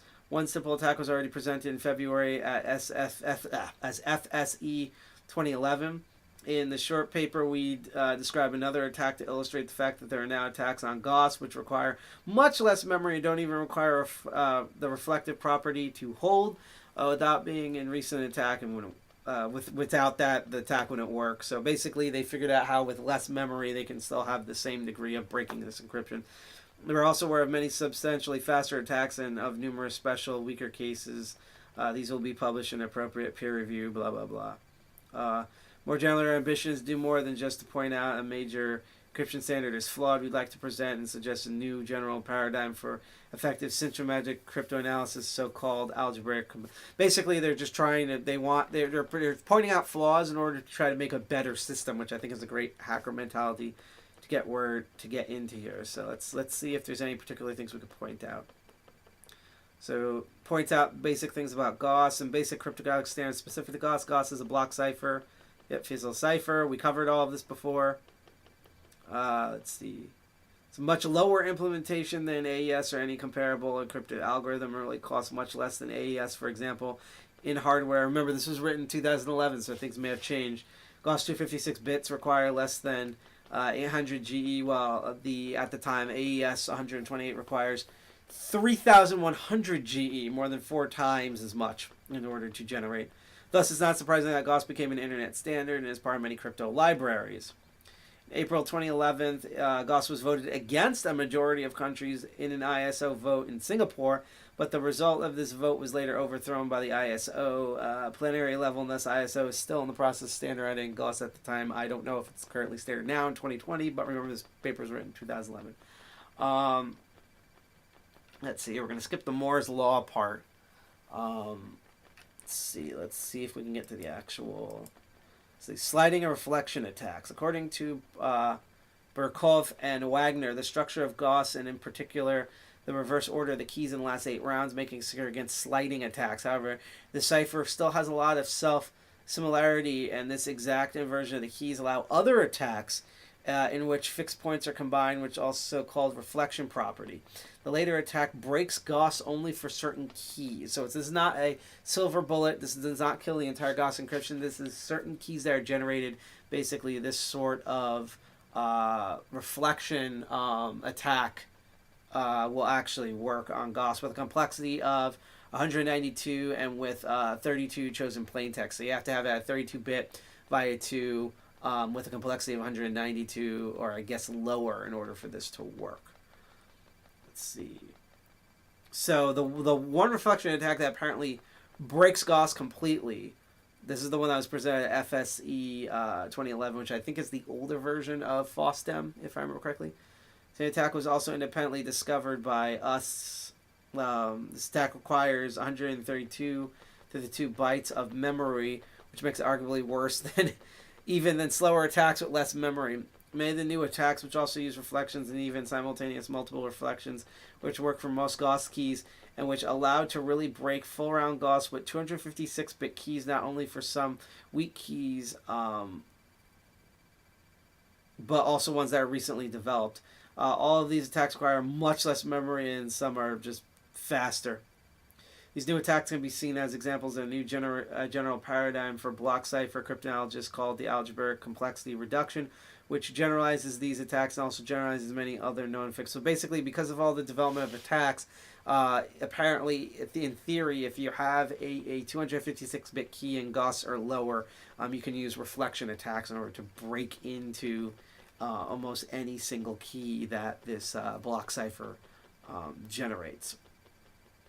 So I'm just trying to find if there's any more in here that we can look up, because the next we're going to look at one more paper, and basically there's an update to all of this, which maybe breaks things further. I'm not sure, but that was the original paper from 2011 by Nicholas that was referenced in the video. Then you have improved attacks by this. I'm going to fuck up these names, by the way. Itai Dinor or Dunkelman. That's a cool last name, Dunkelman. And Adi Shamir. So let's see. So apparently, despite considerable cryptanalytics events until very recently, there was no published single key attacks against its full 32-round version, which was faster than the 256 at the time time complexity. In February 2011, ISO used the previous discovery reflection property in order to develop first such attack, which requires 32 to the 2 data, 64 in memory, and 224 time. In this paper, we introduced a new fixed point property and a better way to attack the 8-round GOST in order to find improved attacks on full GOST. All right.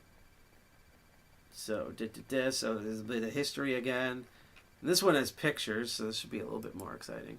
I'm going to zoom in a little bit more. So the first thing is they obtained a 2 8-round input of the pairs. And the reflection property here is, assuming that the encryption is of a plain text, aka P, after 24 rounds of GOST results in a 64-bit value, Y, in such that the 32-bit right and left halves of Y are equal, hence why it's symmetrical, by the way. That's why this is a symmetrical cipher. Thus, engaging the 2 halves of Y at the end of the round 24 does not change the intermediate encryption value. This is also why they probably keep coming out random, even if you change everything. In round 25-32, the round keys K1 through 8, as we covered earlier, are applied in reverse order, and Y undergoes the same operations as the rounds in 1724, but in the reverse order. So that's how it becomes symmetrical. As a result, the encryption of the plain text after 32 rounds, in which the ciphertext, aka C, is equal to the encryption after 16 rounds. By guessing the state of the encryption of the plain text after 8 rounds, denoted by the 64-bit value, you can obtain 2 8-round input-output pairs, subsequently known as P and X, and also X and C. For an arbitrary key, the possibility is that a random plain text gives such a symmetric value after 24 rounds, which implies that you'd have to obtain 32 to 2 known plain text in order to obtain the 2 pairs. So that explains why it's symmetrical and how that works. There's a fixed point property in this, which is kind of interesting. And now we're going to get into the more attack parts here, which is simple meet in the middle. A lot of you know man in the middle, but this is a meet in the middle attacks on 8 rounds. So a mitnum, or a meet in the middle attacks, can be very efficiently applied to block ciphers in which, oh god, my beard's crazy, some intermediary encryption values, such as combinations of bits or even the bits themselves, depend only on a subset of key bits from the encryption side or of another subset of keys. So while the full 32 round GOST resists such attacks, the 8 round GOTS uses a completely independent round of keys. Thus, the full 64-bit value after 4 encryption rounds depends only on 1 round of keys from the encryption side and on round keys for the decrypt side. So I guess because it has like symmetrical 4-part keys, you'd be able to do this meet in the middle attack. So let's see. So what you would have to do here, so for each of the 128 to the 2 possibilities of K1 through K4, you encrypt both inputs and obtain the 264-bit immediate encryption following after 4 rounds of GOST. Storing the immediate values as a list sorting in here for each of the K5s through 8s, you decrypt both outputs. For each match, you obtain the corresponding value from K1 to K4 from sorted list. This is interesting. I see what they're doing here. So basically, because of how symmetric this is, you're able to do a reversal of these 256-bit keys. So now that we know the memory. And then here's their improved version of it. Let's see. So the new attack, they're based on the same way of the 4-round attack used that we said previously. However, their attack is more general since they can attack all possible incarnations of the GOST standard. So this is apparently the thing that blew it all the way wide open. The previous one only used those specific secret boxes. This one claims to work on all secret boxes.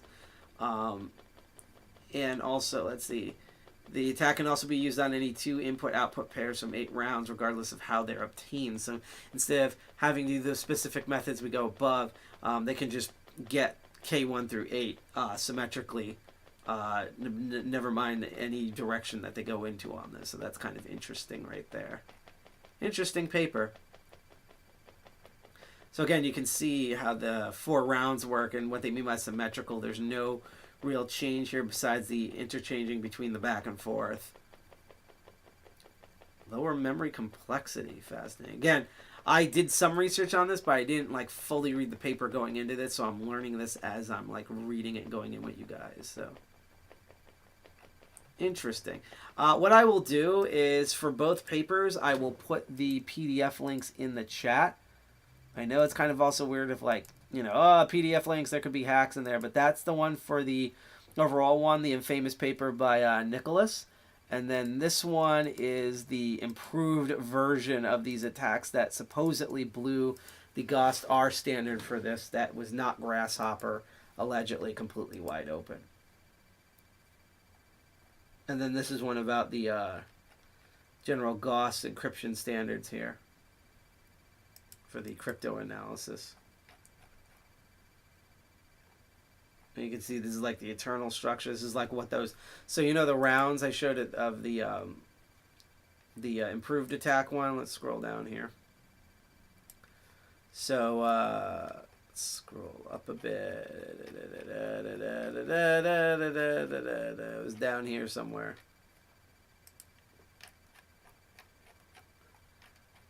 So you see these 4 rounds. Well, if we took one individual round, this is kind of what it would look like with its various secret tables going on.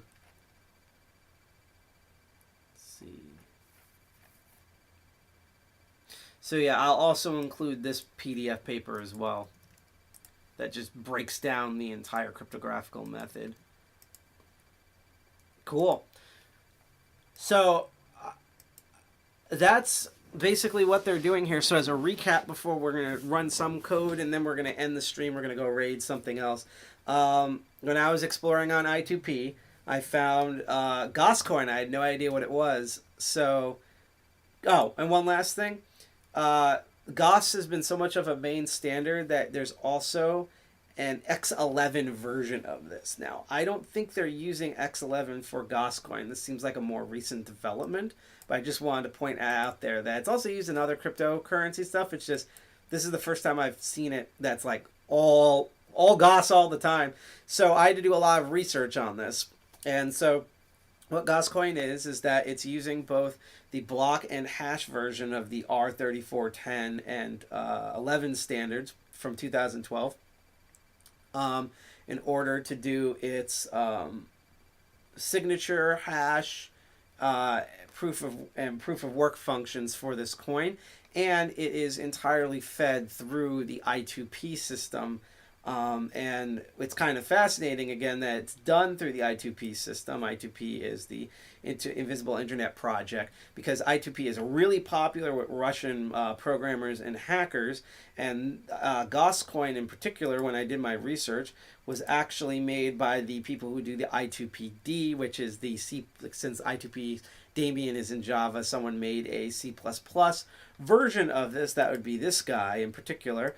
This was sort of, since they're Russian and they use I2P and they made their own I2P Damians, this is kind of their spin-off of that.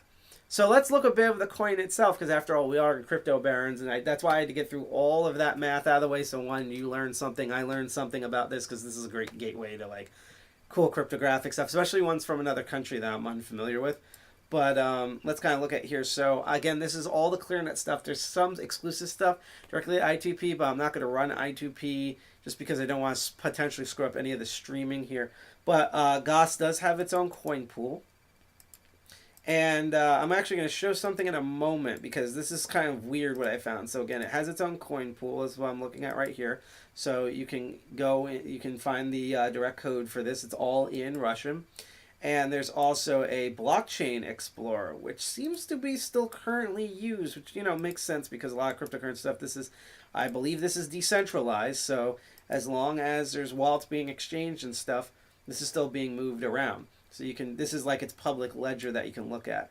And it's kind of funny too, because here's what I'm going to bring up, okay? Because this, I find this just highly fascinating. Let's go to coinmarketcap.com. There's also CoinGecko. They're kind of sister websites off of each other. Let's just go to coinmarketcap.com in general, you know, all of this.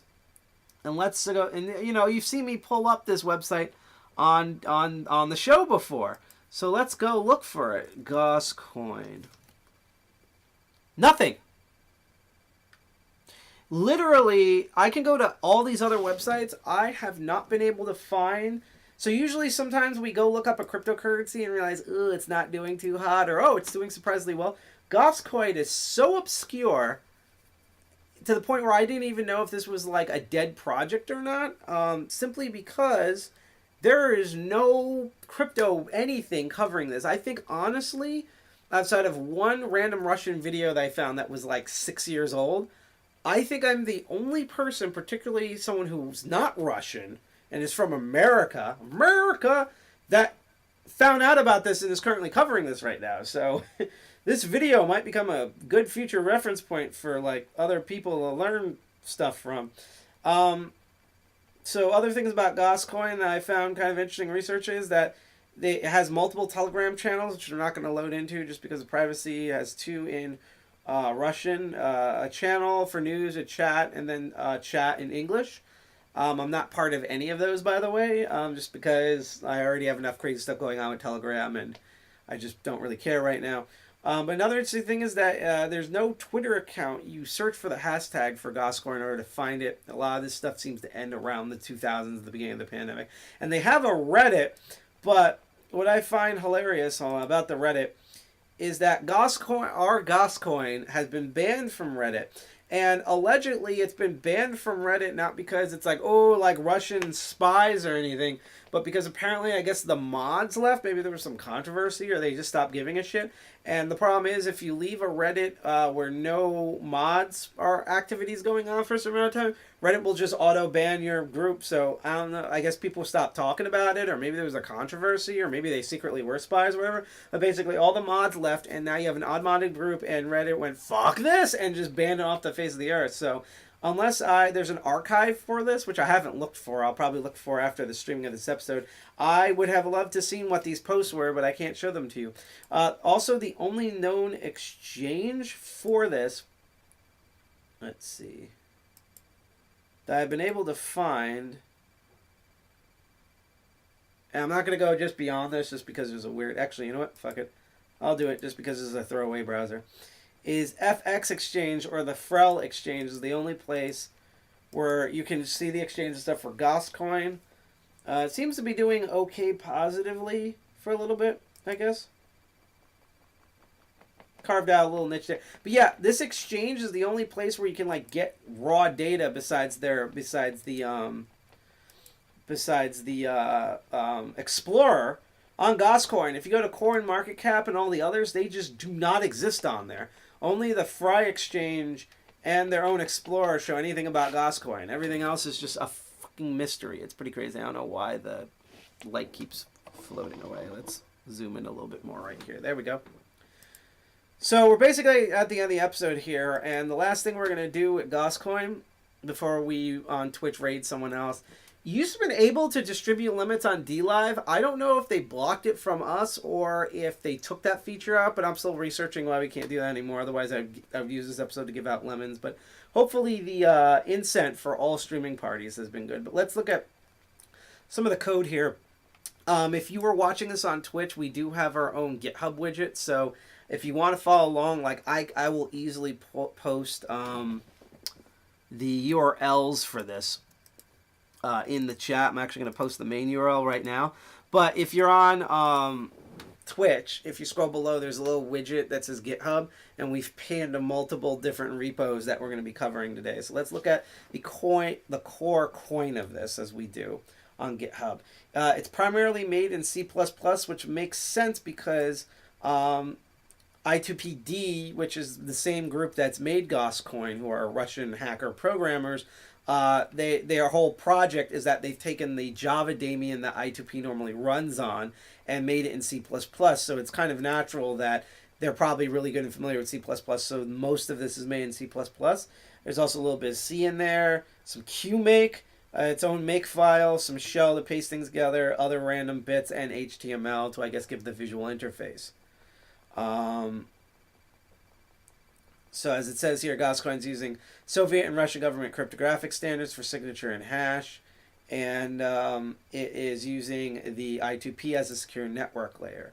So the way you would do this is you would install and run I2PD. Again, I'm not going to be doing, we might try to run some code, but I don't plan on running code simply because it activate I2P in some way, and that might screw up the streaming. So just note here, so what is I2PD? I'll put that link in chat since that's a completely separate project on its own page, even though it's involving the same people across both projects. Kind of sneaky, but whatever. I2PD or I2P daemon is a full feature C++ implementation of the I2P client. That allows you to interface in the I2P network and do garlic routing, all sorts of stuff. Does the end-to-end encryption, small footprint, APIs and stuff. You would just normally install the binaries and everything that work for Windows. It's probably just a... Let's see. So there's build instructions. I just want to look at the Windows version of it. So you would have to install the exe, match your system. The rest of it, which is what we would have to load if we did any of the terminal stuff, is MSYS2, which I do have. It's just, again, I just don't want to activate I2P just because of this live stream. So there's multiple ways. I love that they list build for Unix instead of Linux, which I find fascinating because they include it because there's also a build method for FreeBSD. So that's kind of great. Let's see. Git clone, yep, and then you'd make it, and then make install. For Debian and Ubuntu, you would need all the build. So there's a bunch of prerequisites. Same thing with Fedora and CentOS with the compiler, Mac OS with its brew system. And FreeBSD, you need to use Clang and all of its prerequisites. So that's pretty neat. And there's also a build for I2P on Android, There's a Qt one and a non-Qt one. So that's good to know. So first of all, you'd have to build and run this on there. Apparently the CentOS Fedora one, the builds failed, everything else passes. That's kind of funny. So you'd have to do that, and then you'd have to enable the SAM API in I2P, so you'd have to edit the config file so that the SAM is on, which is basically enable it true. Then you restart it, and then you're going to be using the port 7556. And then to build ATP, all these different prerequisites, and you clone the repository, you build in GOSTCoin ID, so you'd CD into that, and then make file, all of that. You could also build it in the Qt GUI, so that's kind of neat. So that's sort of GOSTCoin at its core. Let's go to GOSTSEC itself, which is kind of the whole overarching thing of this, and see what else that we have on here that we could do. So let's look at the mining system right here. Now, as opposed to GOST Core, which seems to be updated pretty recently, the mining system seems to be a couple of years old. Seems to be mainly 2 to 4 years old at its youngest, and like I saw 8 years at one point at its earliest. Oof. So apparently it's built on the CUDA project, which is no more active since 2014, which I guess they warned you for. It's a modified version of that. So Purple Team I2P modified it for this. Needs Opus SSL curl and PT threads. Install it. Just look. So you use build sh in order to install and configure here for the mining system. So that's the main miner. I know there's an alternative miner somewhere. Alternative miner. Yeah, there's a light version of it, which apparently works with most NVIDIA cards. Oh, sorry, that was the one we covered. Let's see. Oh, there's a C version, and I guess the C++ version is designed to be like lighter in size and scale, but they install the same way, so that's kind of neat. And there's also a web wallet, which is made in Python. And it's using the Celery framework, which I can't remember which episode Crypto Barons we covered on it, but we definitely have covered Celery in a previous episode when we were looking at different projects. Let's see, seeing if there's anything else in here. Let's see. Let's look at the CPU miner really quick, which is updated recently. So the CPU miner, which we're not going to run because we don't want to crash the stream, is you run the wallet app for GOSTCoin, and then you build it. You need to install libcurl and libjson. And then you can build it on Windows, once again using MSYS2. Again, I wish I could build on Air, but I just don't want to set off I2P and drain all the systems. And finally, there is apparently an Android wallet for this thing. Let me just go back to the website to see. Let's see. It's an OpenCL miner? Hang on, let me look at this.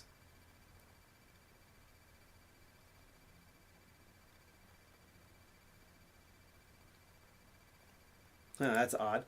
But yeah, there is supposedly, allegedly, a wallet for Android, and it's the initial stages they warned. It's not ready for actual real use. And we're going to read the old information they told us to ignore. So basically, it seems like they've taken the Dash wallet for Dashcoin, which we covered in our secure cryptographic, our secure coin episode way back, like 2 years ago in 2020.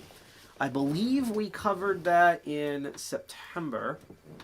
Dash and some of the features it has. So they've taken the Dash wallet and they've modified it, I guess, to work with I2P and to work with the GOSTCoin cryptocurrency. And let's see, from what I can tell, that is everything that I've been able to find about GOSTCoin. So yeah, just as a summary here before we wrap up the episode, GOSTCoin, I just randomly found it when searching on stuff to I2P. I2P is a dark net. For a while it might be making the comeback now, but for a while it was a rival directly through Tor, the Invisible Internet Project.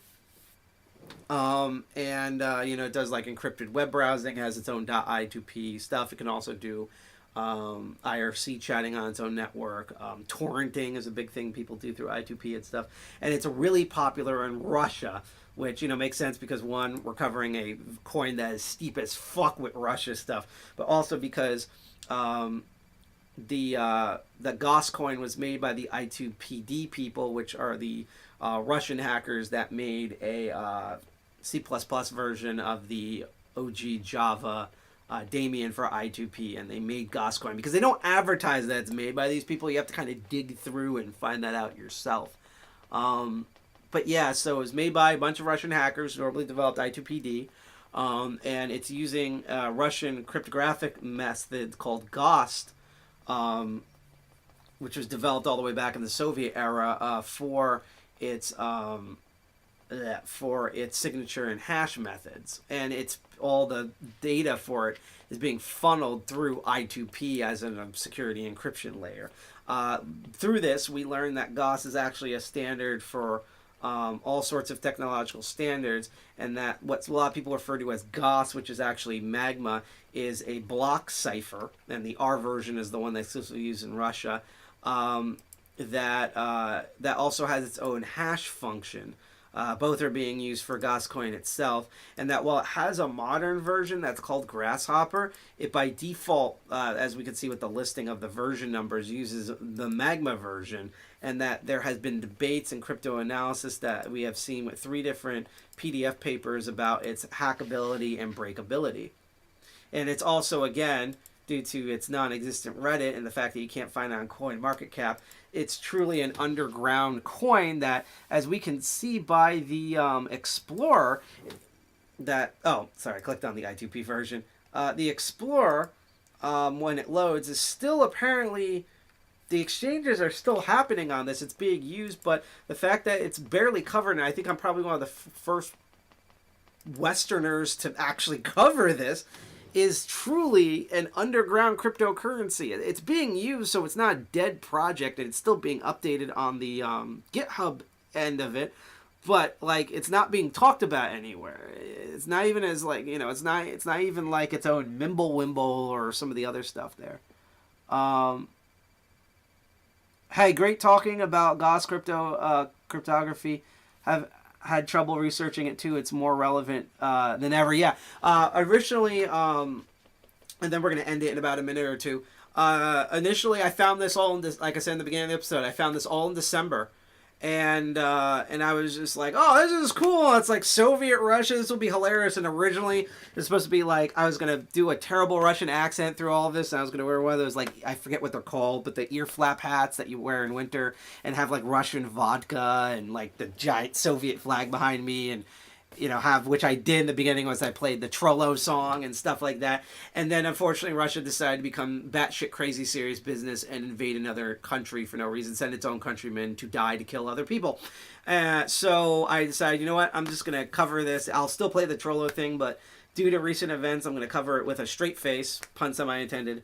Again, one of the reasons why I do this show is because, and this happened with me personally, through just discovering a cryptocurrency. I learned that I didn't know Russia had its own, because I'm a dumb American, I didn't know Russia had its own cryptography methods, and it was just fascinating to see, like, how, like, what the method was and all of its analysis, and, expanding our boundaries instead of being so Western-centric on a lot of things, even if sometimes we are right, because a broken clock is right twice a day. As well as just, like, what's I think so fascinating is just like what now of, like, the Berlin Wall may have, Berlin Wall may have, the Iron Curtain, the Berlin Wall may have fallen, and the Soviet Union may have dissolved in 1991, but, never mind Putin's own recent terrible actions. It's kind, and NATO's recent actions, I also might add. It's kind of nuts to see that, we keep talking about Soviet Union as a dead nation, but it's still alive and well, because we are still, it's like 9/11. We're still living it's like Reconstructionist America. We are still living the consequences of that nation existing and what it did, where, you know, Russia essentially made its own standards for its own Soviet Union, and despite it falling, Russia still kept those. And, you know, it's a rival standard to stuff that you see in Western and Southeast Asians and African countries, Middle Eastern countries. So I just find it fascinating that through a cryptocurrency that, I guess as a joke, or maybe because they're Russian, they tried to do their own thing, you know, just to learn something completely new in terms of math and STEM technologies. As well as also just the fascinating connection that I would have never thought these were made by the same people that did I2PD. Besides the fact that it's using I2P as its own tunneling system, I would have never thought that some of the people involved with that Damien project was related to this, and I had to find that out researching this. So I thought that was fascinating. Anyhow, that's going to be it for Crypto Barons. Thank you all for watching. I'm going to add to the extra spiel again that I'm not just, you know, doing all of this, that right now, again, as I said, there's a terrible war going on right now. We made a guide at our own blog, which, let me find the URL for our blog up here. I need to really put that in the overall guide here. But our Medium blog, we made a whole guide about our stance, which is basically we don't support the Russian government, I might add. We don't support Putin and the Kremlin's tyrannical actions. You know, shout out to all of the Russian hackers and citizens who are currently protesting this right now, because there's a ton of the Russian economy's in shit thanks to him. A lot of Russians are detained, tortured, and dead. A lot of Ukrainians are dead, tortured, and dead. It's just a horrible, horrible thing, and we made a whole guide of where you can donate fiat stuff, and we have an entire section for cryptocurrency stuff. Just want to read. It's probably the last message. Yeah, Yuroshanka. I keep forgetting the name of the fucking. I'm by the way, I'm half Polish, and I know a lot of stuff about Poland, and I know more I feel about Eastern Europe than a lot of Americans, but my brain's not working tonight. I mean, it never really works, but it's particularly not working tonight, and, you know, just crazy stuff. So thank you for telling me that. It's going to make GOST over SSL for double encryption, however, due to the same issues. I have to avoid it as well as I don't want to support it. Another thing that's interesting, by the way, about this, too, is that, you know, when I loaded up that video earlier, and this will be the last instant reward where you can earn the cryptocurrency instant for free just by watching our stream. It is not a scam. It's just a cool thing you can do. You can do get.instant.com for more info and to get the wallet and everything. But what I find fascinating is that original video that I aired where we learned a bit more about GOST from FOSDEM 2019 is that apparently GOST is implemented a lot in TSL. And that's kind of another interesting way of how things have changed and is relevant, which is that there's a lot of blockage from TSL from huge internet organizations to protest and against Russia and to block the propaganda coming from the Kremlin. And so, as what's been recently announced, is Russia now has its own certificate standards to replace TSL, which is one way to get around the certificates, and it's also a way for Russia to directly spy on websites that basically, I guess, all Russian .rus are going to be forced to use. In order to spy on the traffic and details of those ISPs. So this, again, with GOST as a standard, this is even complicated things even more, because GOST is supposed to be directly compatible. The GOST R block cipher and hash series comparable with TLS. Now that Russia has its own certificate standards, and the way TLS has been implemented, and people have been reacting to TLS and revoking those standards in Russia, both by the Kremlin and by other third parties that aren't Russia. It'll be interesting to see how this develops further. But as I said, I just posted the link to the blog in the chat. I'm going to do it one last time, where you can catch more information about us, because right now we're, speaking of certificates, we are redoing our own website. But I just want to point out all the different ways you can help cryptocurrency side with the the Ukrainian war effort. You can double check this on their Twitter, but over here, I have these are the wallets that you can use. I should have had a text version I could post in chat. I'll do that for the next Crypto Barons. But right now, the Ukrainian government, for the relief efforts, this goes to food, shelter, security, and stuff, they're accepting officially Bitcoin, ERC20 based stuff like Ethereum, and Polkadot dots from the cryptocurrency community. So if you have any extra of those and you want to help donate, you can do that. There are also different websites from different cryptocurrency organizations on how to help out with the relief effort, including from our awesome favorite folks at The Giving Block, which I'm now posting in chat. The Giving Block is one of the best things to ever, probably in my opinion, the best thing to come out of the Satoshi Papers, even more than Bitcoin, which is they work with different charities so that those charities can accept cryptocurrency donations. They made their own relief page for the Ukrainian diaspora that are being displaced in their own country, and they accept all sorts of crazy cryptocurrencies, both popular and just even some more obscure ones. You could directly donate to that if you have any. Also, a bunch of people got together, even though right now it's being probably because we're streaming, which is the Unchained Fund. So I'm also going to post that link in chat if you want to try out another independent charity thing. The awesome people at Uniswap, which I swear to God I'm going to one day do. I've been meaning to do it. There's so many episode Crypto Barons I've been wanting to do. I've been meaning to for a while to cover both Uniswap and PancakeSwap and what is cryptocurrency swapping. But I don't know about PancakeSwap, but Uniswap has made their own page where you can donate and do the swap, their own swapping methods to directly donate to Ukraine through cryptocurrency. And finally, if you want an official AF, official as fuck level of charity here, Binance, under Binance Charity, has their own humanitarian page, which is funny because Binance got under fire for not banning and then eventually banning certain Russian cryptocurrency accounts, which they have to do because if they have American offices or European offices, any sanctions done by any countries that they're hosting in, or living in, they're defined by those laws.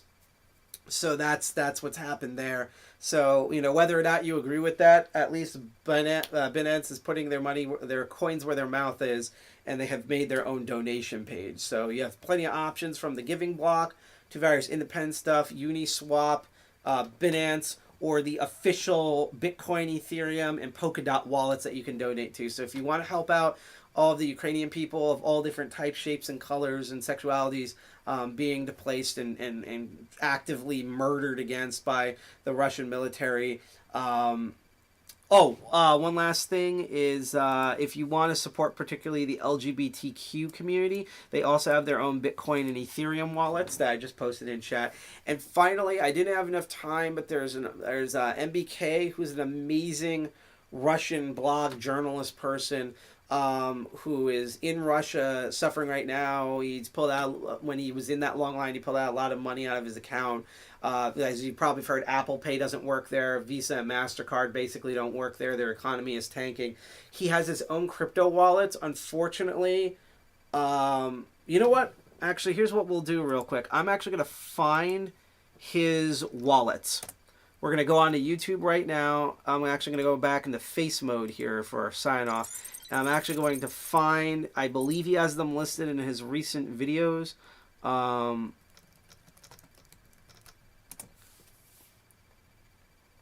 So I might be able to find it here. Actually, what might be easier to search for is that. I should be able to find. See, another problem with like trying to search for Russian stuff now is that now anytime you search for Russia anything, I get everything but the stuff I want to search for.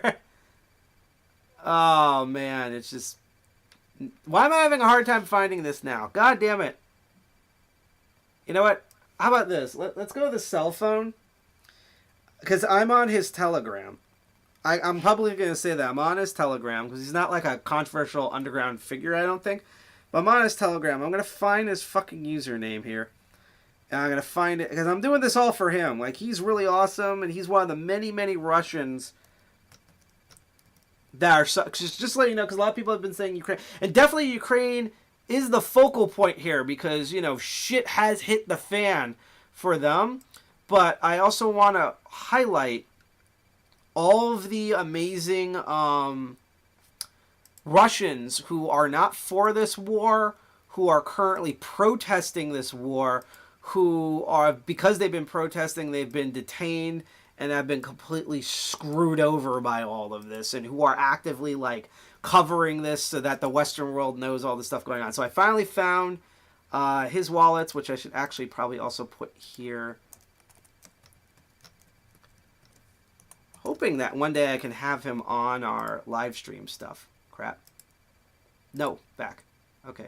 So yeah, if you really want to help out an amazing Russian person who is being affected by all of this, who is against this war and has been covering it, just for as a service to him, I also posted his Bitcoin and Ethereum addresses. I know there's no space in that, sadly. Let me artificially put in a space for that. I don't know why it's not in there. There we go. But yeah, that's all the different ways you can help the efforts. So definitely donate up there if you want to help out Ukraine. I also post links, which eventually are also going to be on our link tree for the Giving Block, Binance, a bunch of other things, as well as Ukraine Pride and NFKRZ, an awesome Russian person who's been covering all of this, who's really been showing the hardships of what's been going on in his country because, you know, his government sucks ass, which as an American, I can relate to a lot.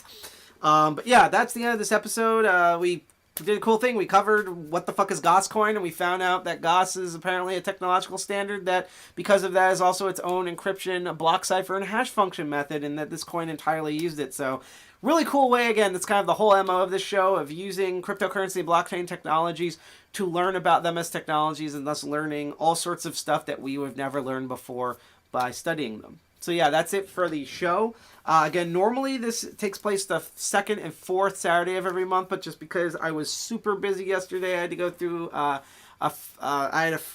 shouldn't be saying this, but I had a friend who committed suicide years ago.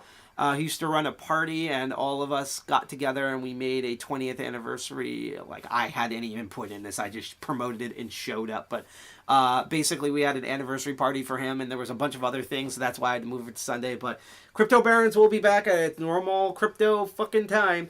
So we'll be back on our fourth Friday of the month, which will be the 26th. It's literally the last Friday of the month. So I will see you all Saturday of the month. I apologize. It's the second and fourth Saturday of every month. So I will see everyone on the 26th. That's next Saturday, and then we'll resume second to fourth Friday of the month.